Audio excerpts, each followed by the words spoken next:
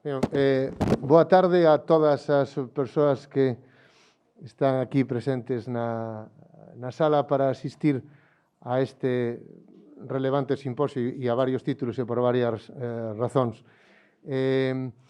Acompáñame na mesa a presidenta do Consello da Cultura Galega, a profesora Rosario Álvarez.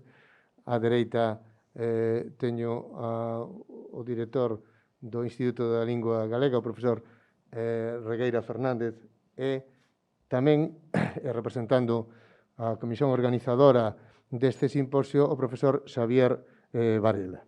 Vamos, sen demora, darmos comezo a este acto de abertura e ten a palabra, en primeiro lugar, como representante desta comisión organizadora, o profesor Xavier Varela Barreiro. Por favor, Xavier. Moitas grazas. As miñas palabras vounas pronunciar en representación do comité organizador deste simposio Instituto da Lingua 2021, conmemorativo dos 50 anos, e tamén un evento concibido tamén como homenaxe a tres dos nosos compañeiros máis destacados que en grande medida polarizan as sesións do simposio. Non vou dar o nome dos membros do comité organizador dos que dispoñedes, tedelos aí diante no programa, no díptico onde aparece o programa, pero si quero comezar por facer públicos e expresar os agradecementos a distintas instancias, institucións e persoas que teñen e tiveron importancia na organización deste simposio. Por suposto, agradecelles a súa presenza aquí, ao decano da Facultade de Filoloxía, ao director do Instituto da Lingua e a Elías Torres, Xosé Luís Regueira, e a presidenta do Consello da Cultura Galega, Rosario Álvarez, que vai participar neste simposio en distintas dimensións. Por suposto, quero tamén expresar o agradecemento da comisión organizadora ao Instituto da Lingua Galega por confiar en nós para organizar todas as actividades que o conforman con total, plena e absoluta liberdade. De maneira que, sendo un simposio representativo do Instituto da Lingua, foi esta institución moi flexible co comité organizador. Quero tamén expresar o agradecemento á comisión nomeada tamén, escollida polo Instituto da Lingua, de organización conxunta deste simposio e tamén do acto de homenaxe aos tres compañeiros de celebración dos 50 anos, que era distinta, estaba participada tamén por algún dos membros, eu en particular do comité organizador do simposio, e outras persoas tamén escollidas no seu momento polo Instituto da Lingua. Quero tamén deixar constancia de que dos membros do comité organizador hai dous que por diferentes motivos non poden estar presentes, un deles en ninguna das sesións, porque está neste momento ocupando un posto de investigador nunha universidade suiza, en Zúrich, e outra persoa que non poderá chegar ata o último día. Por suposto, o noso agradecemento máis sincero e profundo aos conferenciantes que aceptaron desde o minuto cero no que yo solicitamos participar no simposio da maneira que máis oportuna nos parecese a nós. E así foi, con todos eles. Quero tamén expresar o agradecemento a un grupo de persoas do Instituto, en xeral, ou casi todos eles son persoal docente e investigador do Instituto, que aceptaron, igualmente, presentar a cada un deles a un dos conferenciantes. Casi prefiro non dar os seus nomes, porque quero que, se ainda é posible, que sexa un pouco sorpresa, non para o conferenciante, pero sí para os asistentes e para os inscritos. Por suposto, moitas grazas a todos vos, asistentes e inscritos, porque sodes os que realmente lle dades pulo a este evento, lle dades pulo tamén indirectamente ao Instituto da Lingua e, en último termo, tamén á lingua galega, que é finalmente o motor que o motor que nos fai andar desde sempre. Quero tamén expresar o meu agradecemento moi especial aos homenaxados, non só polo feito de admitiren ou aceptaren estar aquí, senón, sobre todo, por tantos e tantos anos de folgos compartidos xenerosamente con todos os que nos movemos hoxe, nos movemos no pasado na dinámica e na vida do Instituto da Lingua. Quero, polo tanto, expresalo e reiterar este moito agradecemento. E, por último, tamén nesta listaxe de agradecementos, non me gustaría deixar de mencionar non porque desempeñasen o cargo, senón porque foron persoas moi importantes, cada unha na súa época. Quero mencionar as sucesivas persoas que dirixiron, que foron directores do Instituto da Lingua. Uns presentes, outros ausentes por diferentes motivos. Entre os presentes, por suposto, Antón, vai-me permitir que non lle digo o apelido, Charo, Ernesto, que virá un pouco máis tarde, e Regueira. Non mencionei, pero vou facer agora, por suposto, como ausente, un ausente que, desde logo, votamos moito en falta desde hai moitos anos, que foi o primeiro presidente, Constantino García, fundador da institución, e ao que quero tamén dedicarlle este último agradecemento, este último recoñecemento nesta parte da presentación. Ben, agora, de forma moi sintética, explicareilles a estrutura do simposio, o funcionamento, cuestións prácticas e de logística, e tamén explicareivos o sentido que lle quixemos dar a este evento científico, dada a singularidade da data. Son 50 anos da fundación do Instituto da Lingua, maio do ano 1971, e, polo tanto, o simposio, que se ven organizando regularmente todos os anos, coa colaboración explícita e sempre xenerosa do Consello da Cultura, este simposio, ao ser conmemorativo dos 50 anos, quixemos que no canto de ser unha ocasión para afondar nunha liña temática da investigación da lingüística ou da filoloxía galega, quixemos que fose unha oportunidade para reflexionar todos, os conferenciantes, organizadores, membros do Instituto, público asistente e inscrito. Reflexionar sobre tres aspectos que son fundamentais e que están por trás do éxito, do fracaso de calquera institución científica. Que levamos feito ata o momento, que estamos a facer agora e que queremos facer no futuro. Por este motivo, porque quixemos que fose unha ocasión para un acto de reflexión colectiva, quixemos que non fose un simposio orientado temáticamente, senón un simposio representativo de distintas cousas, desas distintos módulos, distintas realidades que conviven na historia e na vida do Instituto da Lingua. Quixemos que estivesen representadas persoas, por suposto, como representantes dos investigadores xa veteranos, os homenaxados, e tamén o mesmo número de investigadores novos do Instituto da Lingua que van ir pasando por esta mesa nestes días, a partir de hoxe. Quixemos tamén que estivese representado porque o Instituto, ao final, ten unha vida, a súa vida enmárcase dentro dunha sociedade, dun país, dunha situación do mundo da investigación e da propia sociedade, que é basicamente galaica, e por iso tamén quixemos que no programa do simposio estivese un profesor ou un investigador de cada unha das tres universidades galegas, a de Santiago, a da Coruña e a Mala de Vigo. E tamén quixemos que, dado que o Instituto, desde o momento da súa creación, tivo sempre unha vocación de internacionalización da nosa cultura, da nosa lingua, dos nosos valores, quixemos tamén que no simposio estivesen presentes como conferenciantes persoas que neste longo percorrido que xa levan dado o Instituto en diferentes épocas colaborasen desde os seus lugares de orixe e participasen tamén en tarefas de investigación ben recoñecidas e perfectamente representadas na historia do Instituto. Por tanto, quixemos que na escolla de conferenciantes estivese tamén fose un reflexo tamén do marco no que se inscribe a vida do Instituto.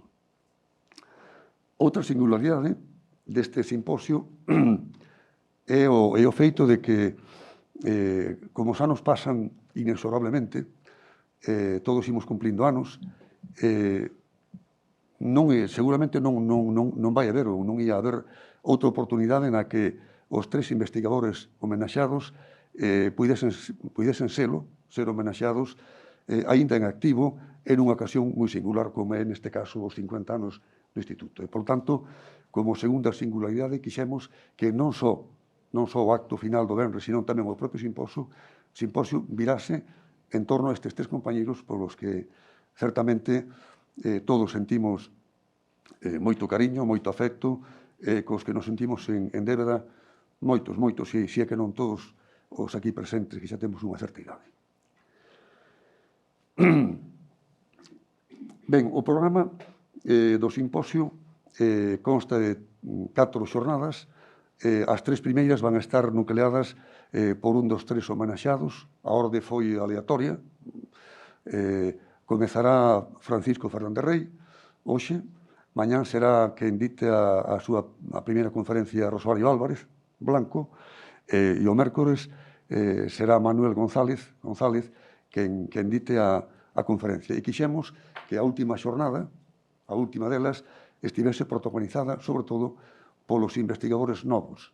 É dicir, que sexa un pouquiño unha guía do que no futuro esperamos que sexa o Instituto no seu decorrer futuro.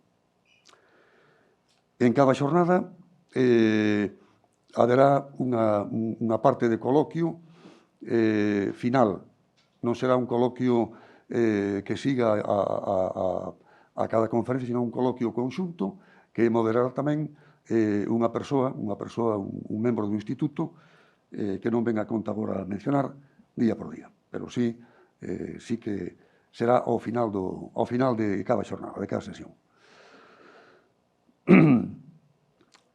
O simposio ten lugar presencialmente, mas tamén está sendo retransmitido en directo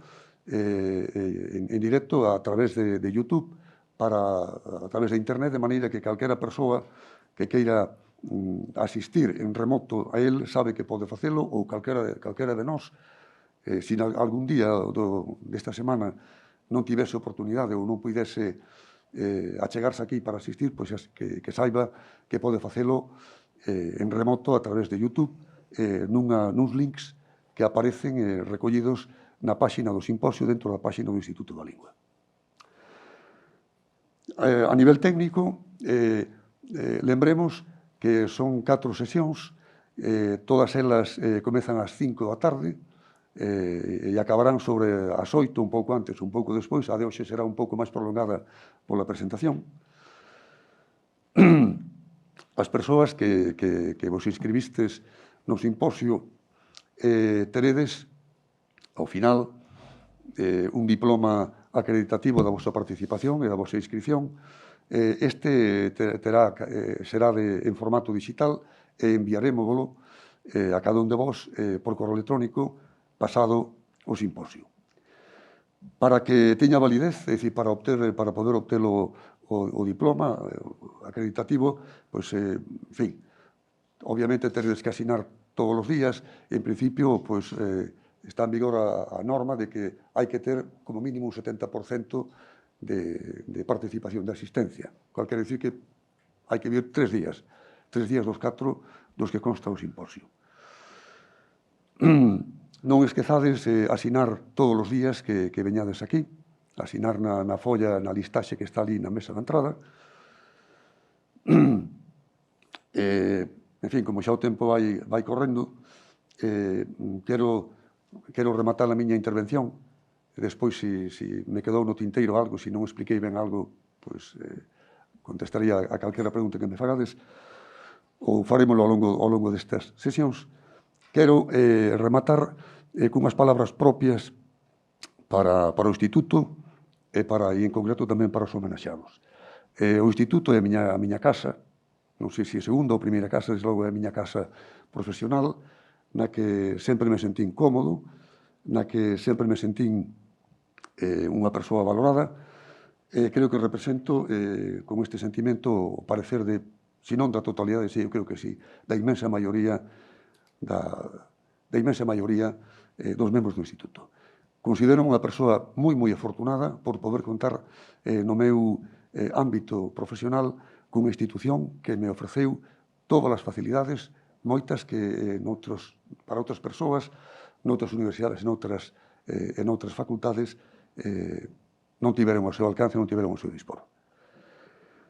E en relación cos tres homenaxados que coñecín xa hai bastantes anos, en fin, non é ocasión de decir anécdotas, podría dicir moitas, pero sí teño que decir que con eles asomeime por primeira vez a unha docencia universitaria crítica e comprometida. Dous deles, Charo e Paco, foron profesores meus. Creo que Charo estaba como discente na súa primeira aula que deu na Facultade Vella no 6º piso, naquela materia que era textos románicos. A Paco coñecino creo que ese mesmo ano, pero como profesor xa de filoloxía románica, de lingüística románica, e a Manolo coñecino antes que eles dous. A Manolo xa o coñecino cando eu tiña 9 ou 10 anos, el xa era un mozote do colexio onde eu estudaba aquí en Santiago, estaba nos últimos cursos, e xa daquela apuntaba maneiras. Despois, ao final, pois, acabamos todos sentados á mesma mesa, primeiro en Mazarelos e despois na Praza da Universidade e aquí na facultade. Con eles, como digo, tive en contacto por primeira vez cunha docencia crítica comprometida. Con eles tive tamén contacto por primeira vez coa investigación rigorosa da lingua galega, coas súas 3 teses de doutoramento. Con eles despois compartín tamén moitas xornadas, moitos cursos de docencia na facultade e noutros ámbitos, e con eles espero poder seguir exercendo todas estas funcións e facendo todas estas actividades durante moitos anos máis. Moitas grazas.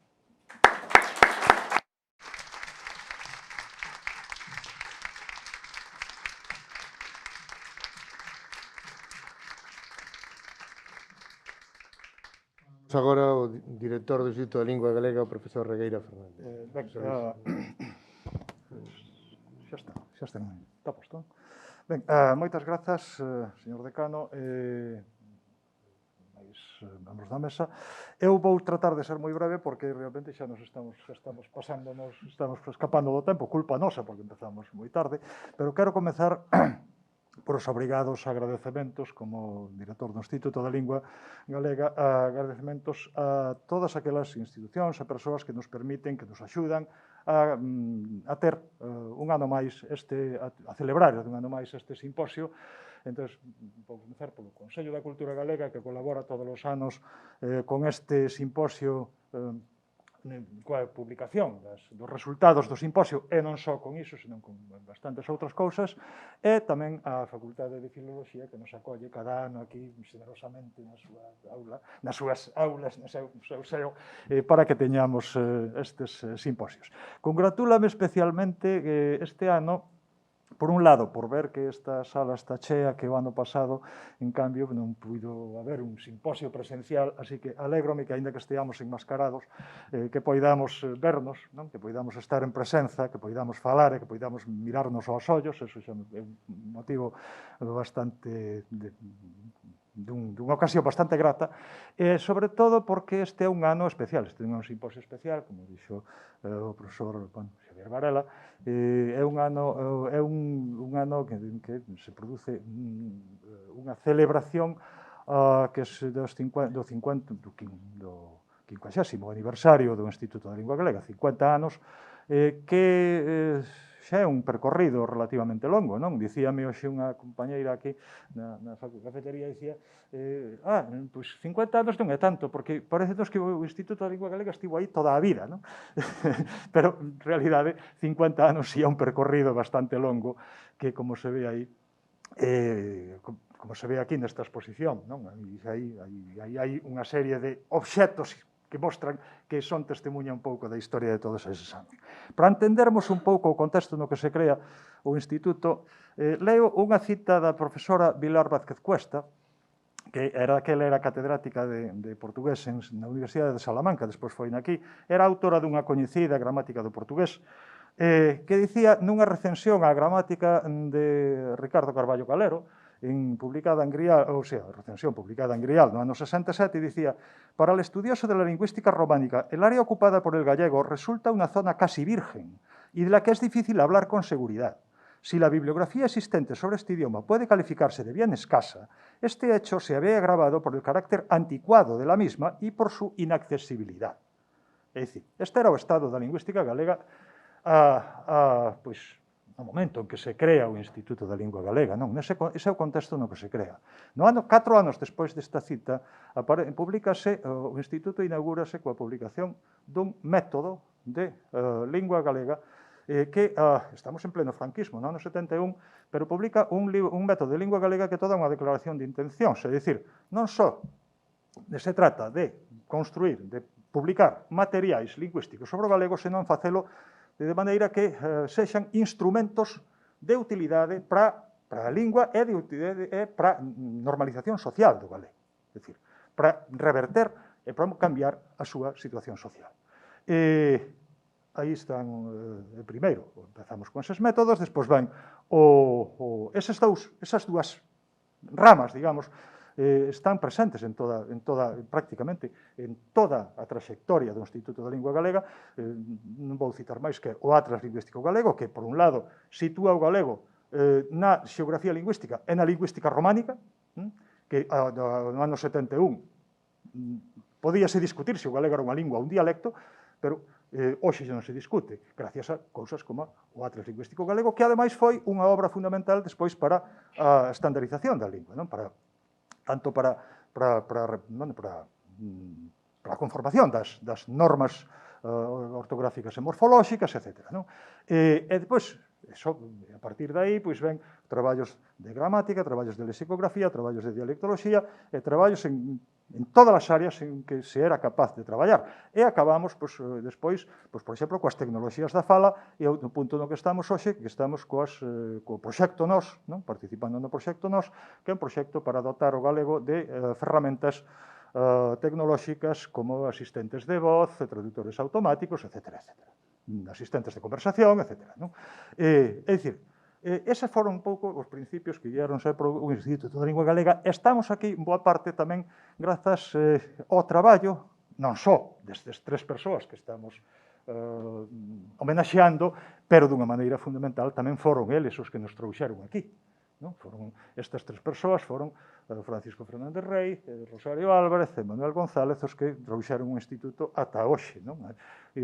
Hai moitas, como dixo o profesor Varela, hai que facer balance do feito e do que queda por facer. Evidentemente, quedan moitos retos. Eles trouxeronos ata aquí, non todos os obxectivos foron conseguidos, obviamente, mas a partir de aquí tócalle xa un pouco eles tamén van seguir traballando, pero xa nos toca un pouco as outras xeracións que vimos detrás e os que teñen que vir detrás de nós. Un pouco eses son os retos do futuro, que son os que tamén dos que haberá que debater neste simposio. En fin, que estas 3 persoas, por tanto, son, digamos, persoas que construen, en boa parte, foron, digamos, o centro do Instituto da Lingua Galega, basicamente con Constantino García, nos primeiros anos, despois con Antón Santamarina, Ramón Lorenzo, Xosé Luís Couceiro, que están aquí, e con moitas outras persoas que están aquí e que tamén, que non cito, pero que pasaron polo ILGA e que hoxe son docentes noutras universidades ou en diferentes lugares, ou que teñen outras profesións relacionadas coa lingua galega en diferentes lugares significativos. Son 50 anos de historia, por tanto, que estamos botando a vista atrás, que en que chegamos a unha situación en que hoxe non ten nada que ver, afortunadamente, coa que estábamos describindo aquí no ano 77, en grande medida foi tamén por obra destas persoas que estamos homenaxeando neste simposio. E acabo aquí, pois tanto, digamos, porque con esta idea de que temos retos no futuro, temos que mirar ao pasado, pero temos que mirar, sobre todo, cara adiante, cales son os retos que temos no futuro, cales son as armas que temos cales son os recursos que temos para afrontalos, e como poden ser as estrategias máis fructíferas para chegar a conseguir ese futuro ao que todos aspiramos. Moitas grazas.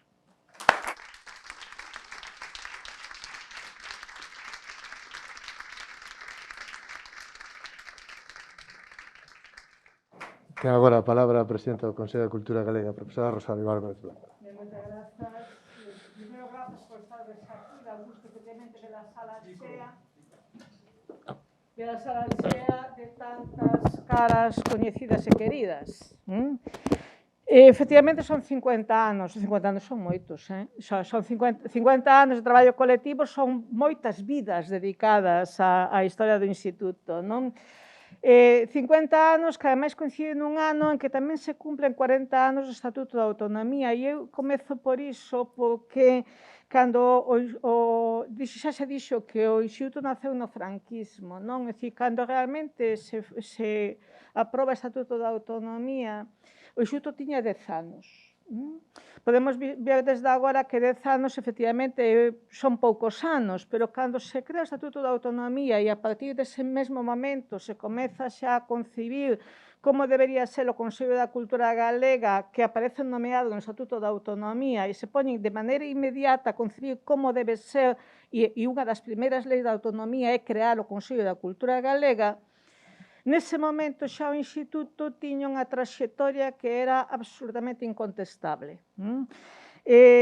Xa apareceron os galegos, xa se deran cursos para mestres, xa participaramos nos cursos de verán para estranxeiros, incluindo galego nos cursos de verán para estranxeiros, xa iniciamos os traballos do ALGA e outros traballos de lexicografía e outros traballos tamén de xeografía lingüística, xa Antón e Menani percorreran os portos de Galicia para os léxicos meiros peninsulares, etc.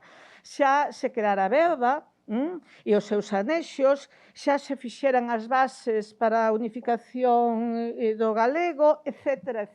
De tal maneira que neses 10 anos que mediaran entre a creación do Instituto e que se comeza a pensar en crear o Consello da Cultura Galega, o Instituto era unha institución incontestable no campo da lingüística, de tal maneira que cando os legisladores din que o plenario do Consello está constituído por representantes dun ecosistema cultural formado por 15 representantes de institucións que teñen peso na cultura do país, o Instituto da Lingua Galega é unha delas.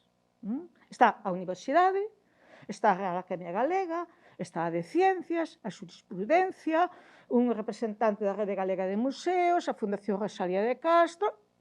Non sigo, o Instituto da Lingua Galega é unha desas 15 institucións que teñen representación propia. Algo singular, tendo en conta que a Universidade de Santiago estaba representada, tiña a súa propia representación, pero aparte diso, ten representación propia o Instituto da Lingua Galega. E esa foi a maneira que eu cheguei realmente ao Consello da Cultura, non representando o Instituto da Lingua Galega, vamos, que cheguei ao Consello, non, que cheguei ao plenario do Consello, representando o Instituto da Lingua Galega cando me tocou. Ben,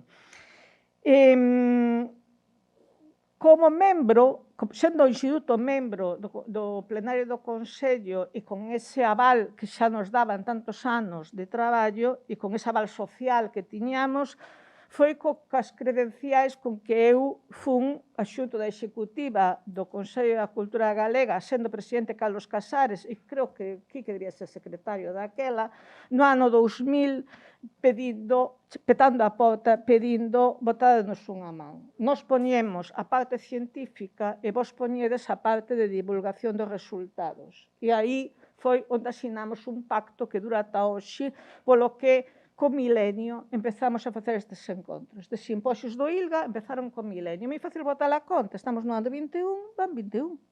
21 encontros. En que se mantivo sempre iso? Nós, Instituto da Lingua Galega, teñamos, por un lado, plena competencia, autoridade e liberdade para deseñar cales eran os contidos científicos dos que nos íamos ocupado cada ano. E o Consello da Cultura Galega encargábase non somente da edición en papel, sino da difusión dos resultados. E así seguimos ata hoxe. Eu, no ano 2001, como presidenta, compráceme estar aquí, lóxicamente, non somente polo carácter que ten des 50 anos e pola homenaxe que moi xenerosamente os nosos compañeiros nos fan ano los tres, porque xa antes homenaxeamos a Antón Santamarina e a Ramón Lorenzo que están aquí presentes, pero bueno, compráceme esta continuidade que os meus antecesores no cargo deron a este simposio e gustaríame decir que pola parte do Consello está garantida a continuidade mentre o Instituto siga querendo facer estes simposios, non? E o que sí, e agora falo exclusivamente como presidenta, eu traslado os parabéns da Executiva do Consello da Cultura Galega e espero que do seu plenario que se reunirá o día 27, os parabéns ao Instituto polos 50 anos e esperamos que se poida celebrar o centenario dentro de nada. Moitas gracias.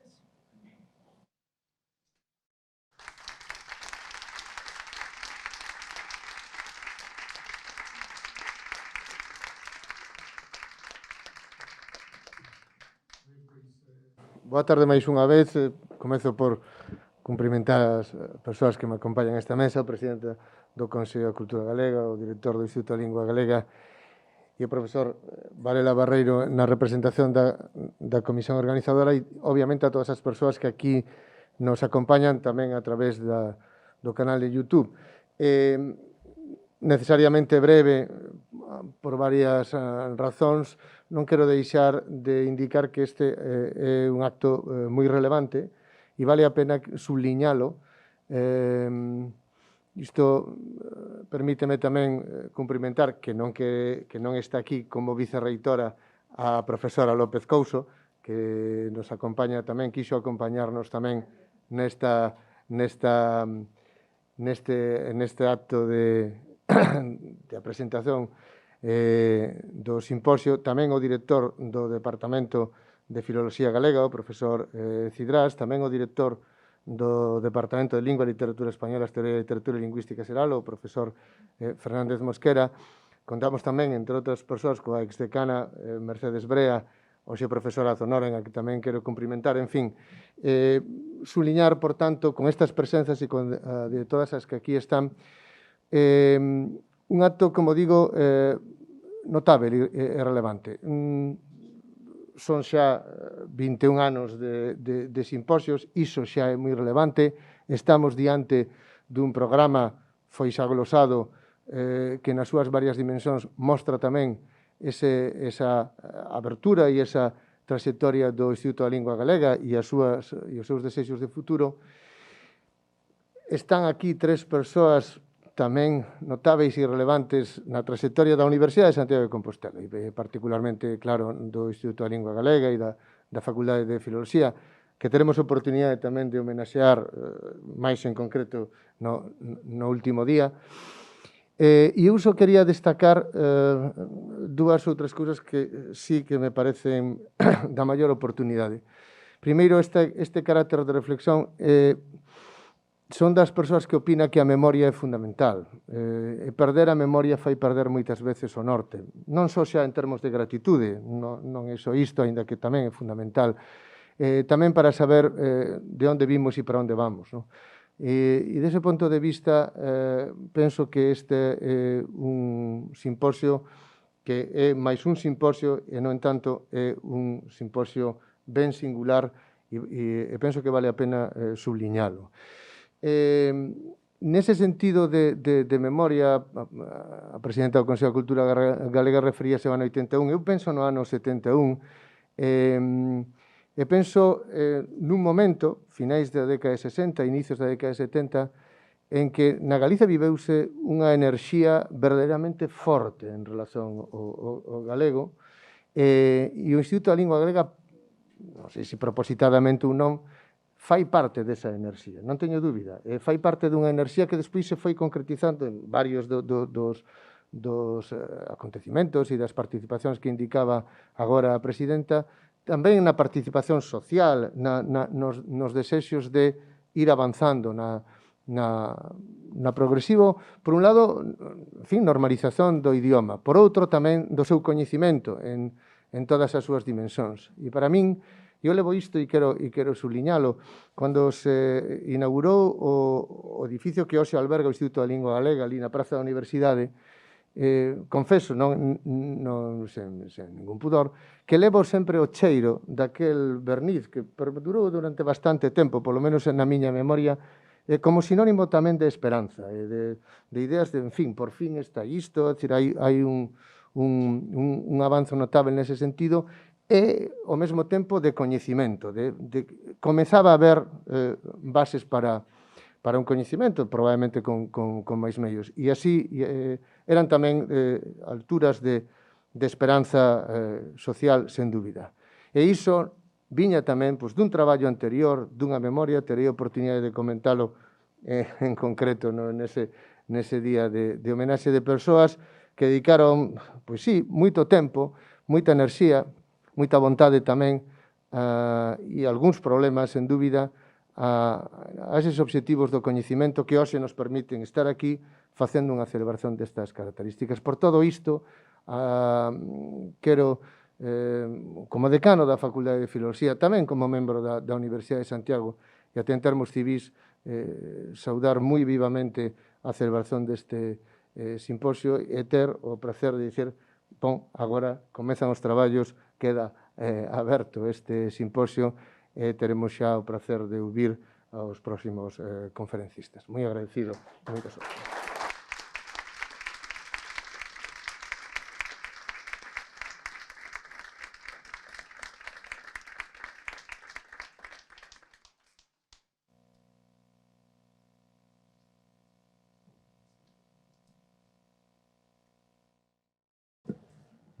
Mentres Paco pon a punto o seu PowerPoint, pois comezo eu que a miña presentación. Correspondeme a min presentalo. Presentalo é un dicir porque Francisco Fernández Rei ou Paco pois é de sobrecoñecido para todos os que están presentes e moitos do que nos están vendo desde fora. Pero pertence ao ritual destes actos facer unha presentación, así que aí vai a miña. No libro no que se lle fixo homenaxe hai un par de anos, ven unha colaboración de Xosé María Lema onde se pormenorizan os traballos e os días de Fernández Rei. Así que se alguén quere ter unha visión pormenorizada de cales foron a súa trayectoria como home e como investigador, pois pode acudir a ese libro, a esa parte do libro redactada por o seu amigo Lema.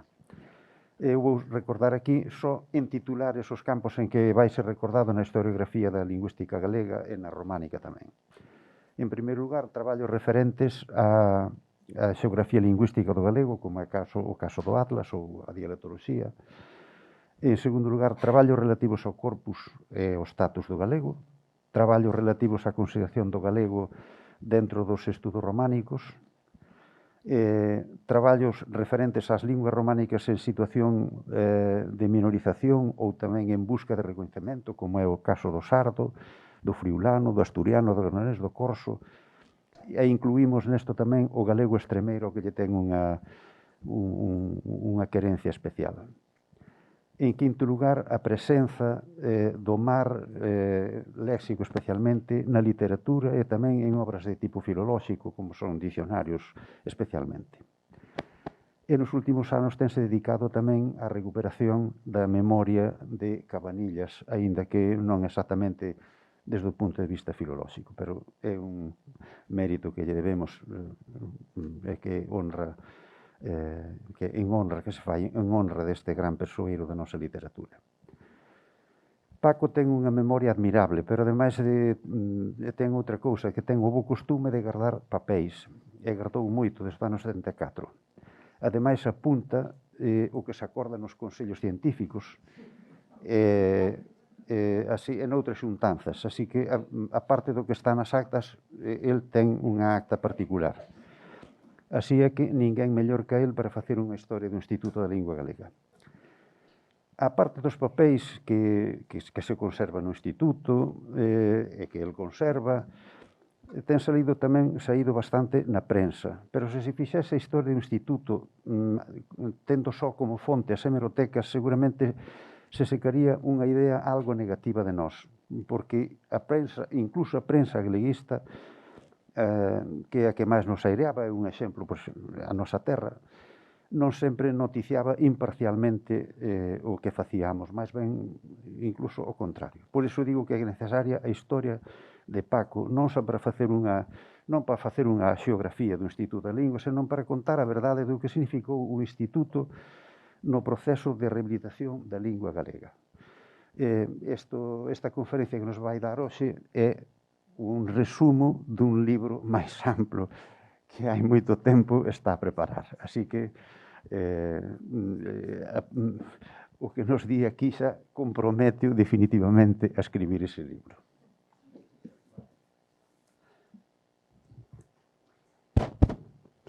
Moitas gracias, Antón. Estou encantado non de ver tanta xente que estivo no instituto, amigos, parentes, xente que vin desde moitos sitios. Pois é realmente un día feliz, sin dúbida ninguna. Eu, antes de nada, quero agradecerlle á Comisión dos 50 anos que nos fixesen esta homenaxe aos tres do Atlas. En particular, quero agradecerlle aos responsables do simposio e máis en particular a Xavier Varela, porque sei o moito que ele traballou para que isto fose unha realidade. Son 50 anos e, no caso dos tres homenaxeados, levamos 48 anos ininterrumpidamente no Instituto. Un ano, porque empezamos a colaborar nun proxecto de léxico, de recollida de léxico in situ, que dirixía Constantino García. Empezamos no Brando 73. Manolo e mais eu fomos a Cariño en xullo, despois fomos ás montañas do Incio e a Ferrería do Incio por aí en setembro, e Charo en setembro foi a Ramirás. Durante o curso, aparte de estudiar quinto, claro, estábamos en contacto coa xente do instituto porque fixemos, por unha parte, cada un fixa a súa tesiña e ademais empezamos. Unha vez que Constantino nos ofreceu formar parte do equipo de facer un Atlas, empezamos a facer o primeiro borrador do Atlas. Por lo tanto, levamos 47 anos de pleno dereito e 48 anos como membros. Eses 2-3 anos que eu non vivín, porque o resto vivino todo. Eses 2-3 anos, o que fixen hai uns anos foi facer un cuestionario e pedir que me cubrisen Antón, Constantino, Guillermo e Couceiro, que usei para un traballo. Antón, cando me cubriu, díxome de algunhas cousas que hai aquí, non as publiques mentre eu viva. De maneira que, máis ou menos, teño unha idea do que son os 50 anos. Ben, entón, agora paso a explicarvos a miña visión do ILGA, porque a historia do ILGA pode ser ver de moitas maneiras. Cando se fixeron os 25 anos, a revista das Letras dedicoulle aos 25 anos do ILGA. E ali había opinións de xente que non nos quería moi ben, aínda que realmente dicía auténticos disparates do que é un instituto. Entre outras cousas que nós andábamos potenciando o cuxo, cando o instituto leva toda a vida, criticando o cuxo, porque temos moitas maneiras de evitar ese castelanismo. E outras cousas, pero houve algunha persoa como Manolo Rivas que, como vedes, nos quería moi ben. El dicía daquela. Era unha entrevista. A valoración que o escritor coruñés ten do ILGA empeza por unha experiencia persoal de tipo sentimental, pois o ILGA foi para min moito máis que unha institución académica. o sacar a lingua galega da marginalidade docente que el viviu para convertela nunha realidade cotidiana nas escolas. Conta Rivas que no seu ensino primario e secundario a lingua galega estaba absolutamente marxinada, tanto que non existía. Conta que o seu primeiro contacto nunha aula en que o galego era tratado como lingua foi nun cursiño na Coruña, dos primeiros que facía o ILGA. Por riba desto, o que máis valora é que os investigadores do ILGA conciben a lingua como o bosque máis importante que temos en Galicia.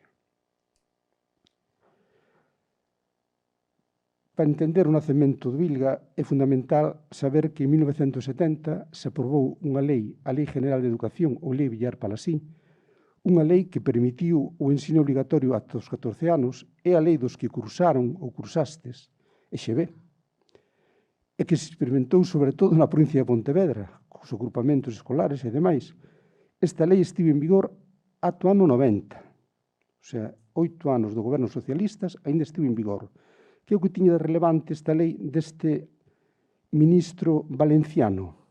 Pois o artigo 14.1, que dicía: la educación preescolar comprende juegos, actividades de lenguaje, incluida en su caso la lengua nativa.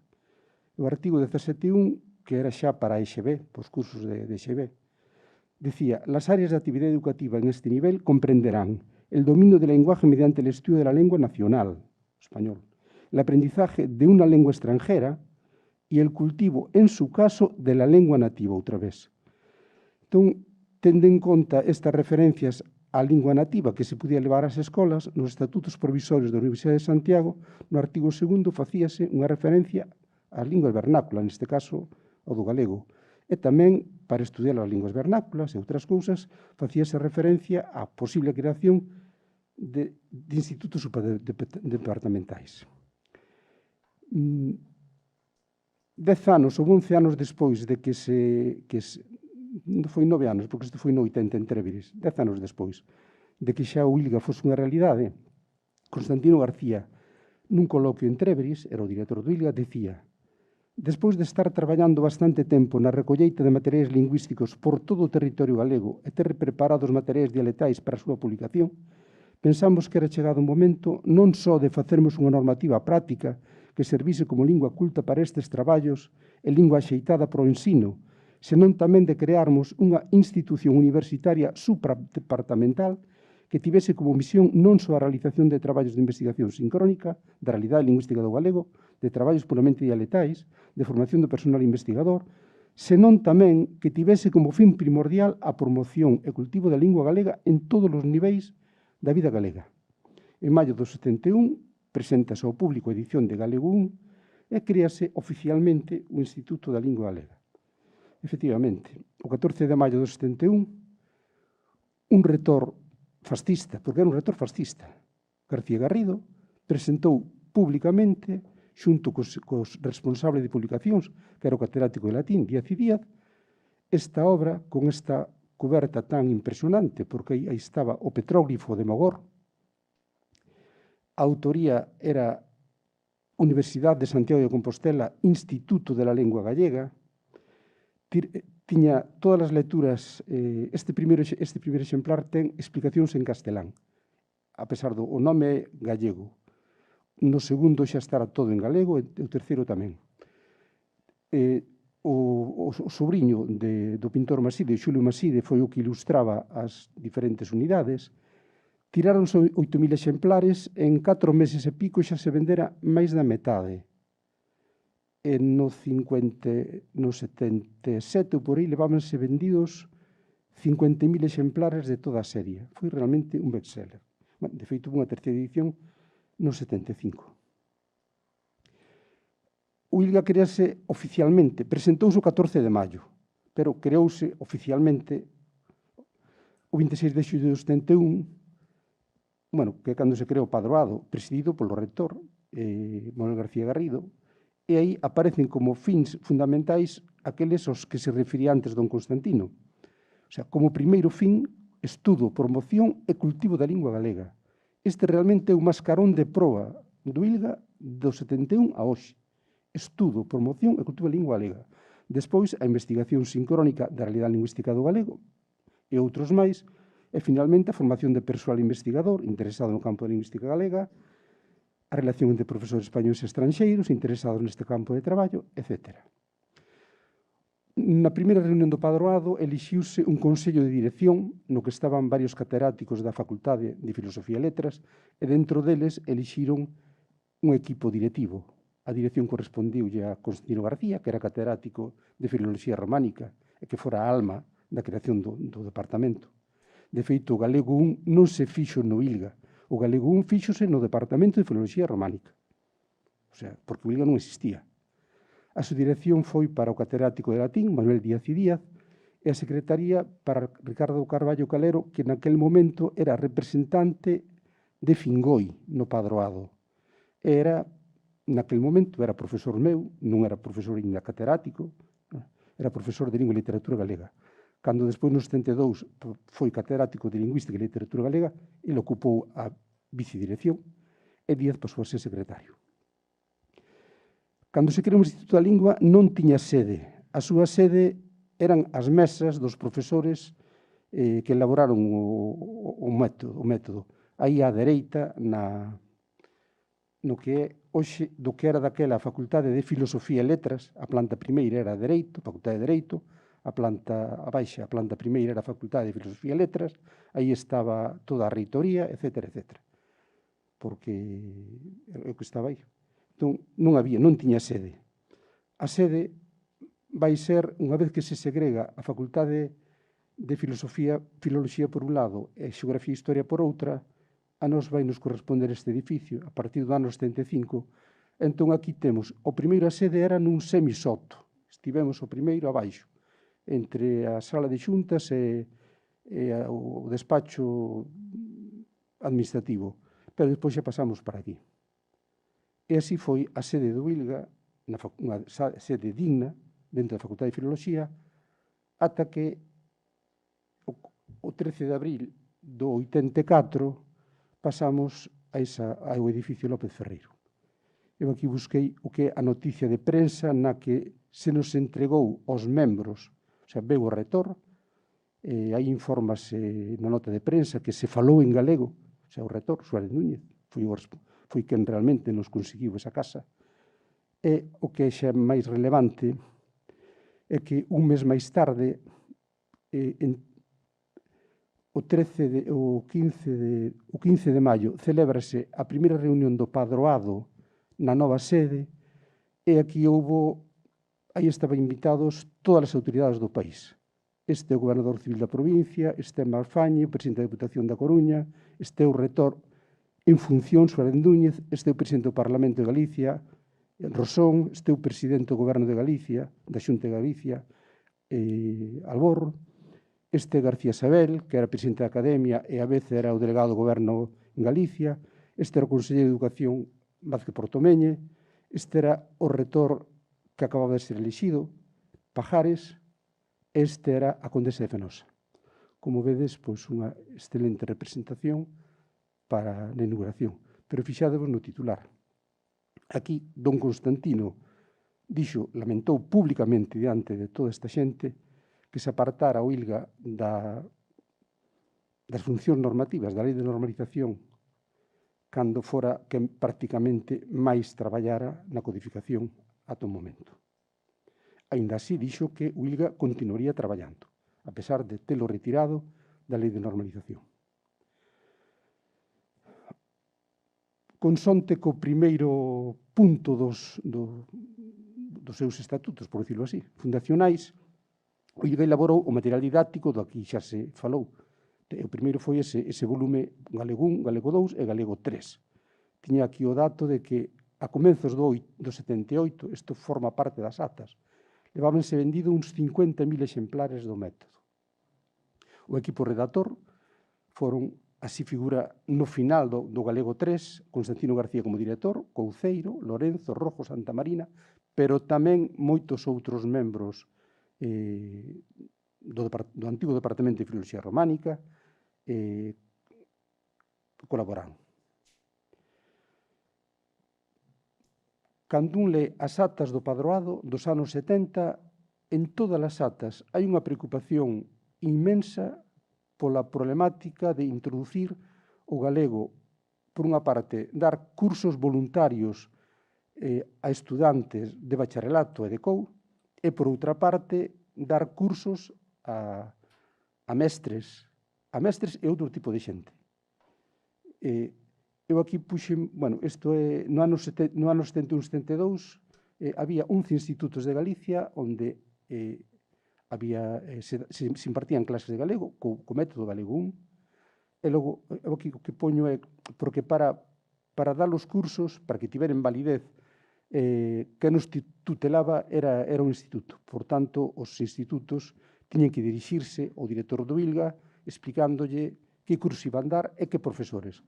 Puxen aquí, pois, do material que no seu día me entregou don Constantino García, pois, un escrito do Instituto de Mélide e outro do Instituto de Cambados, cando ainda non era Instituto Ramón Cabanillas. E vexo que unha das profesoras fora profesora miña ali en Cambados. E tamén dun compañero meu que está aquí, María Luisa Trigo da Porta. O sea, tiñen que pedir permiso, por decirlo así, e dabanse todo tipo de facilidades. E o máis relevante posiblemente sexan, a nivel de máis, eran os moitos cursos que se facían. Temos atas de cursos impartidos e asinados por amigos da cultura de Pontevedra, pola Asociación Cultural de Vigo, polo Padroado Rosalía de Castro de Vila García. Tamén hubo cursos de verán no que se daban impartían nestes primeiros anos, pero despois xa a partir dos 75 foi cando fomos nós mesmos, en colaboración co ICE, e contando con moita xente, allí o ILGA tamén, os que impartimos cursos a profesores de XB por todo o país. A comezos da década dos 80, cando xa hai preautonomía e hai unha autonomía, empezamos a colaborar, pero despois xa prácticamente non deixamos. O sea, xa non era a nosa función. Como curiosidade, poñevos aquí a ata dun curso de verán do 74 en Pontevedra. E truxomos esta para que vos fixedes no que é o galego 3, no nivel superior, hai 3 alumnos. Un deles é o galeguista Abelino Pousa Antelo, calificado con sobresaliente. E a seguinte ata tamén vale puxen como curiosidade porque quen asina é María Vitoria Moreno. E máis a ata está integramente en galego. O sea, esta señora que viña de Extremadura escribe a ata integramente en galego cando outros profesores que eran daqui escribían en español. Ben, outras das teimas, por decirlo así, das sesións do padroado era a introducción do galego nas escolas de magisterio, as escolas universitarias de formación de profesorado. Primeiro conseguiron que funcionase como optativa na escola daqui de Santiago, dependendo da Cátedra de Lingüística e Literatura Galega, o sea, de don Ricardo Carballo Calero, e despois o que conseguiron, o que pedían era que, aunque non houvese seccións de filoloxía nas outras escolas, que se ofertase tamén galego. E acabaron o conseguindo. Outro aspecto importantísimo do ILGA, xa se falou aquí, é todo relativo á estandarización e á codificación. Se nos galegos 1, 2 e 3 hai propostas de codificación nas que hubo unhas diverxencias coa academia, que ao final non eran tantas, pero daba a impresión de que aquilo era un mundo. No ano 77, este libriño pequeno, pero é o froito de 6 meses e unha semana na que moitísima xente traballou para intentar acadar un acordo normativo. Aquí tamén viñeron os académicos, pero os académicos, lembro a Carballo, a Piñeiro e a don Paco del Riego, pero a cousa non iba con eles. Estaban ali por puro compromiso, seguramente por don Constantino. A cousa non iba con eles. Ademais, os do ILGA éramos uns rapaces máis vellos que eran antilusistas, según eles, como Ramón Lorenzo, os máis novos non éramos aínda tanto. Pero, bueno, o feito é que este é un traballo fundamental. Naquel momento foi un intento de codificar, porque aquí estaba moita xente. Aquí había reintegracionistas e aportaron moitísimo. Creo que se fixo un gran traballo. Pero as cousas foron como foron. A partir do ano 77 ata o ano 82 en que aparecen as normas conxuntas da Academia ILGA, hai unha riqueza de propostas normativas impresionantes. Eso foi... Ben, o sabedes. Este é o do ano 82, no que por fin a Academia e o ILGA se puxeron de acordo E máis adiante, no ano 95, habería unha edición bastante ampliada destas normas, bastante, e o terceiro foi o do ano 2003, aquela proposta xa desa normativa de concordia na que participou o ILGA e os 3 departamentos das universidades. Todos dixeron que era unha normativa de concordia, para min, sigo dicindo mesmo, foi unha normativa de convivencia, que non é pouco. Ben, outro aspecto importantísimo do ILGA foi o asesoramento lingüístico. Realmente non era o ILGA quen asesoraba. O ILGA éramos moi pouquiños. Coñecías a alguén do ILGA, entón acudías a él para que che corrixise. O sea, cando se fixa a primeira revista en galego infantil, que é Vagalume, acudiron a Antón. Cando apareceu a primeira revista política ou sociopolítica non clandestina, acudiron a Rosario Álvarez e a min para que fixéramos unha normativa. Tamén acudiron a Casares para que fixera outra normativa. Eu non sei se Casares fixo non unha normativa, non sei. O que si sei que as normas que fixemos Chara máis eu, co viste prace de Antón, porque, a fin de contas, era cousa nosa, foron as que aplicamos aquí en Teima. Este libro, que seguramente vos non sabedes o que é, isto foi realmente unha desgraza que non se repartise. Aquí o Banco de Bilbao editou 4.000 exemplares en galego e 8.000 en castelán. Era unha obra impresionante, porque aquí tratábase calquera tema, político, cultural, sociocultural, económico, de todo. O que pasa é que había uns cantos artigos, uns de tipo religioso e outros económicos que as altas alturas, sobre todo os elementos do Opus do Banco de Bilbao, pois non lle pareceron oportuno, entón non se publicou. Menos mal que a miña amiga Teresa Navaza conteille a cousa e un día en hora 25 a primeira noticia para toda España era Fahrenheit en Galicia. Entón, pois, gracias a ese Fahrenheit, polo de pronto, deronnos libros aos autores. Era igual, porque eu tiña 6 ou 7 copias, porque traducimos Chara máis eu sabía perfectamente cales eran os artigos conflitivos e na fotocopiadora de Tórculo funcionaron a tope. O sea que non había problema ningún. O interesado non tiña problema. Na época preautonómica tamén asesoramos, pero digo, non era o ILGA, acudían á xente. Neste caso concreto, un amigo meu do Salnés, que é actualmente catedrático de Socioloxía, eu sabía que eu era do ILGA, acudiu a min porque ele era un dos homes de Pío Cabanillas aquí, para que lles traducise os primeiros boletíns bilingües do Boletín Oficial da Xunta de Galicia, para que lles traducise a Constitución Española e despois o Estatuto. Realmente, tanto a Constitución Española como o Estatuto non traducín eu solo. Traducímolo Rosario Álvarez, Chara máis eu. Pero despois levámoslos aos compañeiros do ILGA, que éramos moi pouquiños. Constantino, Antón, Manolo e moi pouco máis casi, naquele momento. O que pasa que eu non teño o exemplar da Constitución Española, porque resulta que despois, cando apareceu o exemplar, houve uns pequenos cambios respecto de como salira do ILGA. E a proba desto é que nunha das actas do patronato, don Constantino, pois, queixase deses cambios. E o responsable dos cambios douse por aludido, o conselleiro de Cultura, Marino Dónega, e dixo que aqueles cambios eran para non desairar as dúas institucións, o ILGA e a Academia. Realmente o que pasara é que Marino antes, un día, chamoume a mí, como sabía que eu era o que traducía, para acordarnos. A ver, dos 4 puntos conflitivos repartimos como irmáns. O AO para a Consellería de Cultura, o Almorfolo para a Academia, para o ILGA, o BLE para tal. Entón, despois ele fixo o que quixo, máis ou menos. Así se fan as cousas. Pero, bueno, pouco a pouco vais avanzando. Aquí tendes era bilingüe, o sea, este está totalmente pola norma do ILGA, neste caso, se aquí non hai. Ben, outro asesoramento importantísimo foi o relativo, xa na época autonómica, a axuda que se lle prestou cando se crea cando a Xunta de Galicia se empeza xa a funcionar e necesitan traductores para o Parlamento, ou cando se pon en marcha a Radio e a Televisión de Galicia, acuden ao ILGA, igual que cando no ano 84 gañou as eleccións Pajares, no seu programa a súa idea era crear, falaban de normalización lingüística, pero realmente para o equipo de Pajares a normalización era un servicio de traducción.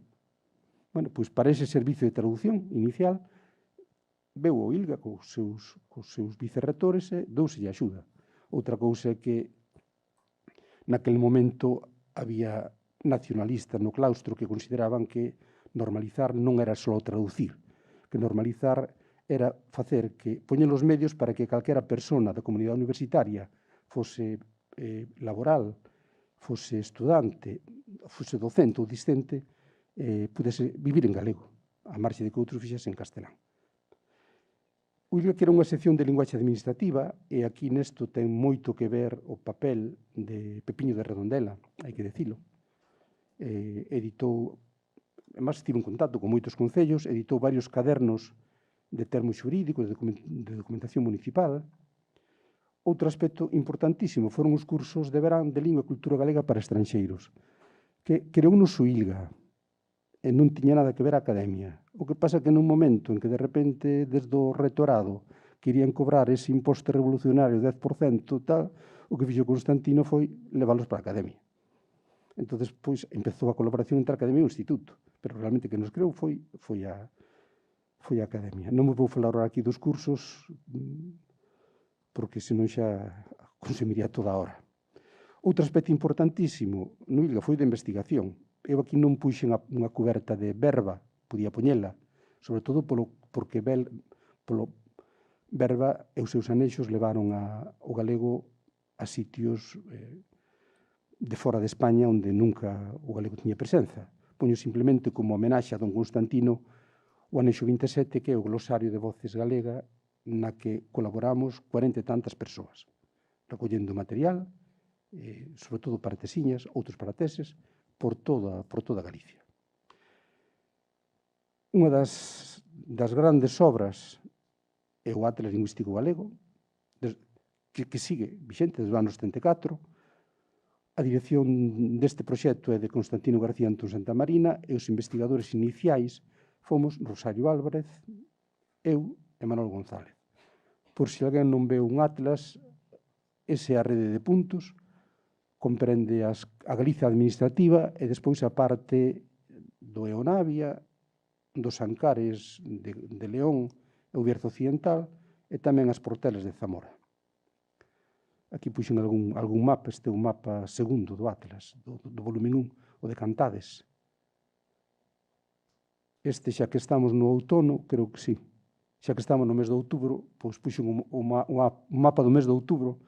Vede que o que nos recollemos daquela era que prácticamente todo o mundo dicía outono, e o que non dicían outono, dicían outubro, que non temos ningún.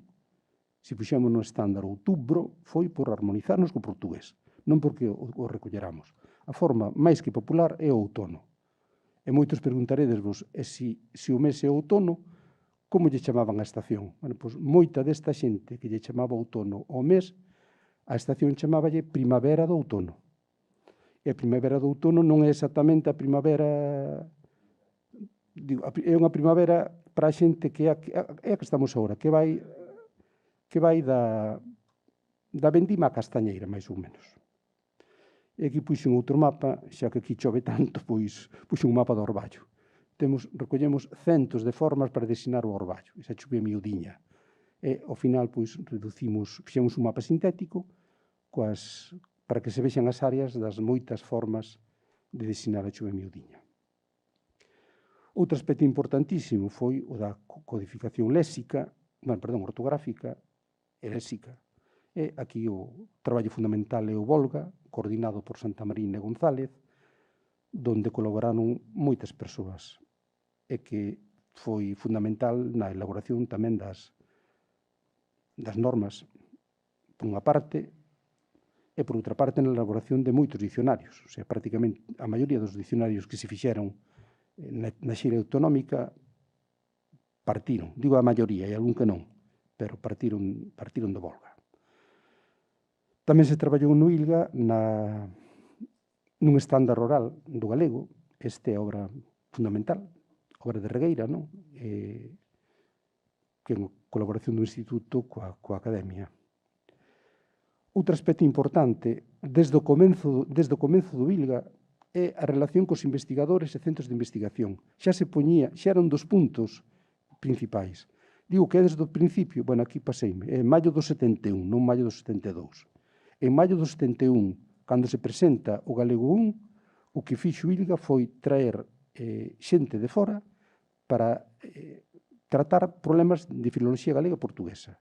Fixadevos quen veu: Joseph Pil de Colonia, Linley Sinter de Lisboa, Rodríguez Lapa de Anadía, Pensado Tomé de Salamanca, e Damas Alonso tamén estaba invitado de Madrid, pero por problemas de enfermidade non pudo asistir. Anos despois, un coloquio xa moito máis relevante foi o de lexicografía de febreiro, marzo do 86, hai unhas atas moi ben completas, que editou Ramón Lorenzo no 88. Aquí hai lexicógrafos ingleses, franceses, suizos, romaneses, de toda a Romania e fora da Romania tamén, non? Nos anos 90 e ata a actualidade, o ILGA está en contacto coa Universidade de Grenoble nese proxecto que é o Atlas Lingüístico Románico, e con outras universidades tamén. E despois xa máis recentemente, no presente milenio, as relacións con Portugal, pois acabaron callando nun convenio co Centro de Lingüística da Universidade de Lisboa e posteriormente con convenios con universidades do Brasil, como a de Río Xaneiro ou a de São Paulo. E aparte de todo isto, desde hai bastantes anos, son moitos os investigadores que acuden ao ILGA como visitantes. Están un mes, 2 meses, ás veces un ano. O sea, é unha casa viva na que se lle dá acollida a todo o mundo. E outro aspecto relevante, para ir xa rematando, é, xa máis modernamente, a creación e a participación en redes de investigación. No ano 2012 creouse esta rede de Candali de tecnoloxías e análise de datos lingüísticos. Está liderada polo ILGA, bueno, o grupo do ILGA chamase FILGA, o grupo de investigación, liderada polo ILGA, e desta rede forman parte grupos das universidades de Vigo e desta universidade, pero que non teñen perfil filolóxico. O perfil filolóxico é o que dá o ILGA. É o que se trata de explotar os datos lingüísticos que atesoura o ILGA aplicando as posibilidades das novas tecnoloxías. Participouse tamén noutras redes, e cito entre outras a rede lexicográfica Relex, liderada por a Universidade da Coruña. Relación con institucións galegas. Desde o primeiro momento, o ILGA ten unha relación total coa Fundación Barrié.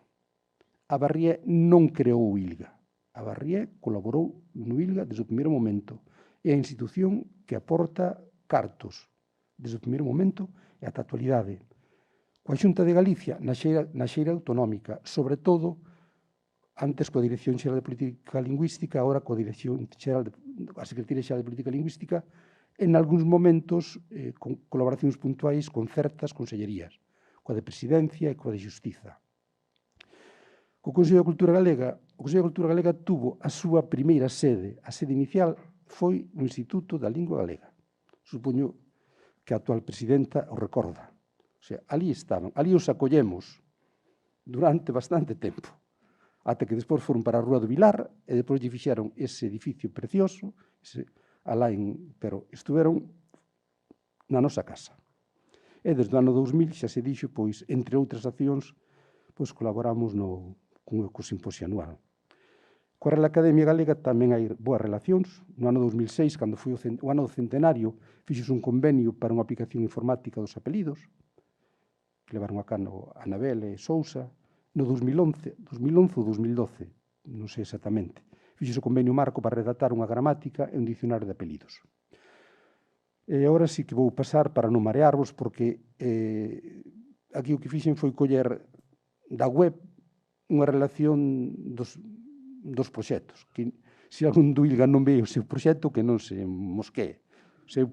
Eu puxen aí o esencial. Proxectos para dar unha idea do que é hoxe. hai proxectos en dialectoloxía e xeografía lingüística do galego e do portugués. Proxectos de percepción da fala e proxectos de sociolingüística. Proxectos de corpus da lingua actual, na que temos varios corpus, entre outros o vago e o corilga. Proxecto de gramática, proxectos de onomástica, proxectos de galego-portugués antigo, logo para un proxecto, e logo xa no aspecto histórico, proxectos fundamentais e de moita relevancia social, como é o Tesouro Informatizado da Lingua Galega, o TILGA, que dirixe Antón, e o Tesouro Medieval Informatizado da Lingua Galega, o TEMILGA, de Xavier, e moitos outros. Hai moitos máis. Isto parecía así o máis relevante para ter aquí.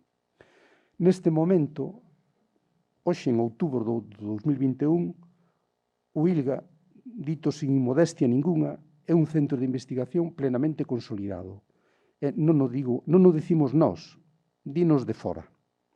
Isto que vedes aquí é o que din nunha valoración externa sobre o que se fixo nos últimos 3 anos e o que se vai facer para os próximos 3 anos, como grupo de referencia competitiva.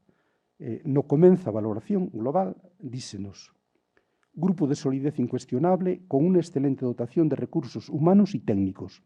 Los miembros del grupo han consolidado mecanismos de gestión y organización muy adecuados al ámbito diverso, pero coherente de sus líneas de trabajo.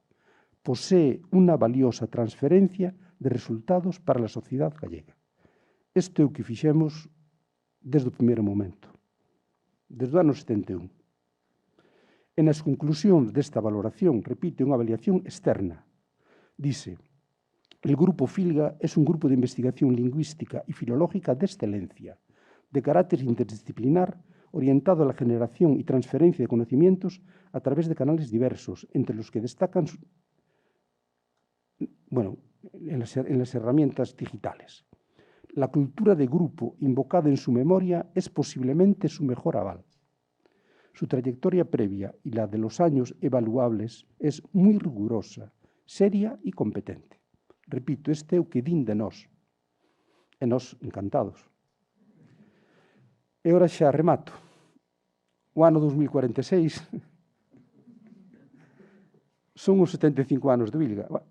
Nas palabras finales do discurso dos anos 25, Antón di: no ano 21 eu xa serei un velliño, a ver se vou, acudo, tal, sí, pero non é tan velliño, está aquí. Ben, a meta é o ano 75, é o ano 2046. Eu, para ese ano, haré o que o galego para o ILGA siga a ser, como foi desde a súa fundación, un instrumento vivo e útil, e non un monumento, e que siga a ser unha casa con vida e non un museo.